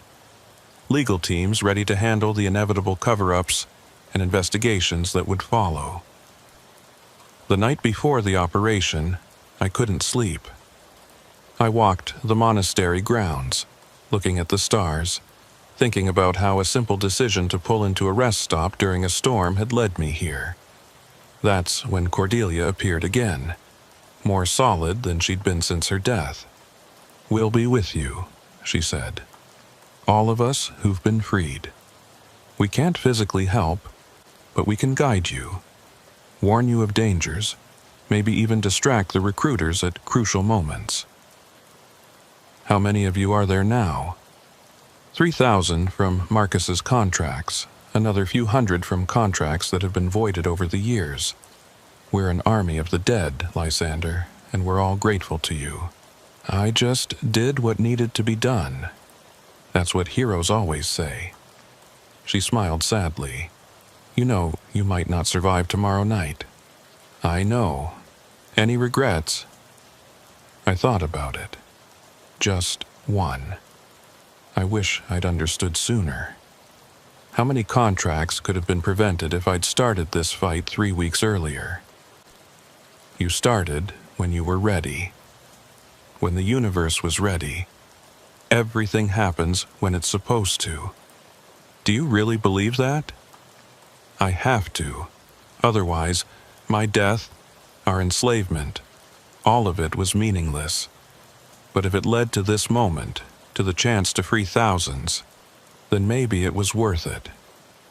She started to fade as the first rays of dawn touched the mountains. "Lysander, when you get to Louisiana, look for the blue door. That's the entrance to the between spaces. And remember, in there, reality is negotiable. Don't trust what you see, trust what you feel." She vanished, leaving me alone with the dawn and the weight of what was coming. In 18 hours we would strike. 12 locations, 12 master agreements, potentially tens of thousands of souls freed. It was impossible, insane, probably suicidal. But then again, I was just a trucker who'd seen something I couldn't unsee, learned truths I couldn't unlearn. Sometimes that's all it takes. One person in the wrong place at the right time, willing to do what needs to be done. The final briefing was at 6 p.m. All team leaders gathered in the chapel, our faces lit by candlelight that made us look like conspirators from another century. Which, in a way, we were. Brother Francis led us in a prayer, not to any specific deity, but to the concept of freedom itself, to the idea that no soul should be enslaved, that everyone deserves the chance to rest in peace. "Remember," he said after the prayer, "the recruiters will try to make deals even as they're dying. They'll offer you anything, wealth, power, the resurrection of loved ones. Don't listen, don't engage. Destroy the master agreements and get out." Sarah Chen stood up next. "Local law enforcement has been notified through back channels to stay clear of our target areas. We have about a 2-hour window before federal agencies start responding. Use it wisely." Marcus was last. The virus deploys at exactly 11 p.m. Eastern. You'll know it's working when the recruiters start panicking. They've never been cut off from their network before.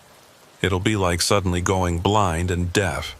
That's your moment to strike. We synchronized our watches, old analog ones that couldn't be hacked or disrupted. We checked our equipment one last time. Holy water. Blessed by 7 faiths. Thermite charges mixed with sacred salt. Iron filings from meteorites. Silver crucifixes, Hindu yantras, Islamic talismans, Buddhist prayer wheels. Every tradition represented because nobody knew which might work against beings that predated all religions. At 9 p.m., we loaded into our vehicles. My team took 2 trucks, my Peterbilt and a rented box truck loaded with additional supplies. The drive to Louisiana would take us just under 2 hours, putting us on site right at 11 p.m. As we drove south, I thought about the truckers still on the roads, unaware of what was about to happen. Would they notice? Would they feel it when thousands of souls were suddenly freed? Or would it pass unnoticed, just another night on the endless highways of America? "You're thinking too much," Elena said over the CB radio from the box truck. "Hard not to. Save your energy for the fight. You'll need it." She was right. In less than 2 hours, I'd face a recruiter who'd been collecting souls for possibly centuries. A being with power I couldn't fully understand, in a place that existed in multiple dimensions simultaneously. And somehow, I had to destroy its master agreement and free 10,000 souls. Just another night in the life of a trucker turned supernatural warrior. The abandoned truck stop came into view at 10:47 p.m. It looked exactly as you'd expect. Broken windows, graffiti-covered walls, parking lot overgrown with weeds. A few rusted cars sat at odd angles, long since stripped of anything valuable. The main building's roof had partially collapsed, and the gas pump canopy had fallen and lay twisted on the ground. But Phineas saw something different. "It's beautiful in the other dimensions," he said softly, gleaming chrome and neon, like a truck stop from the 1950s that never aged. That's where the recruiter really operates. How do we get there? The blue door, just like Cordelia said. We parked our trucks strategically, blocking the main exits in case we needed to make a quick escape. As we unloaded our equipment, I noticed movement in the shadows. The dead were gathering. I couldn't see them clearly, but I could feel them. Hundreds of souls drawn to this place where so many contracts had been signed. Brother Francis checked his watch. 10:58. Get ready. We approached the building carefully. The blue door Cordelia mentioned was barely visible. A service entrance painted a faded blue that seemed to shimmer slightly in the moonlight. Phineas touched it gently, and his hand passed through like it was water. This is it. The entrance to the between spaces. Once we go through, stay together. The dimensions can shift, try to separate us. Hold on to each other if necessary. 1 minute, Brother Francis said. We formed a line, each person holding on to the one in front. I was first with Phineas right behind me to guide. My hand tightened on the bag containing our weapons against the supernatural. 30 seconds. I could hear my heartbeat, feel the weight of what we were about to do. 10 seconds. Somewhere, 11 other teams were preparing to breach their targets. 5, 4, 3, 2, 1. Church bells rang somewhere in the distance, marking 11 p.m. And in that moment, I felt it. A ripple through reality as Marcus's virus deployed. The air itself seemed to shudder. From inside the building came an inhuman shriek of rage and confusion. "Now!" I shouted, and plunged through the blue door. The sensation was indescribable, like falling up while standing still, like being turned inside out while remaining whole. For a moment, I existed in multiple dimensions simultaneously, seeing the truck stop as it was, as it had been, and as it could be, all overlapping in impossible ways. Then we were through, standing in a truck stop that belonged in a Norman Rockwell painting if Norman Rockwell had painted nightmares. Everything was too bright, too clean, too perfect. The floors reflected light that had no source. The walls showed ads for products that had never existed. And behind the counter stood the recruiter. It was massive, at least 8 feet tall, wearing the uniform of a truck stop manager but stretched over a frame that was wrong in every proportion. Its face was a constantly shifting mass of features, never quite settling on one appearance, and its hands. It had too many hands, all of them holding different contracts, shuffling them like cards. "You," it said in a voice like grinding gears. "You're the one who killed Marcus. I'm the one who freed his victims," I corrected. Semantics. It tried to reach for something, presumably its communication device, but nothing happened. The confusion on its shifting face was almost comical. "What did you do?" "Cut you off," I said. "No network, no backup, just you and us. You think you can destroy me? I've been collecting souls since before your country existed. I have 10,000 contracts." "Had," Elena corrected, pulling out a vial of the broken contract dust. "Past tense." The recruiter laughed, a sound like breaking glass. "You think your little tricks will work on me? I exist in 17 dimensions simultaneously. You're seeing barely a fraction of my true form." That's when Phineas stepped forward, and his human disguise fell away. What stood in his place was something that made even the recruiter step back. Phineas, the gatekeeper, was revealed, a being of pure light and shadow, with wings made of doorways and eyes that saw into every possible dimension. 17 dimensions? Phineas said, his voice echoing from everywhere at once. How quaint. I guard the passages between hundreds, and in all of them you're about to burn. The battle was joined.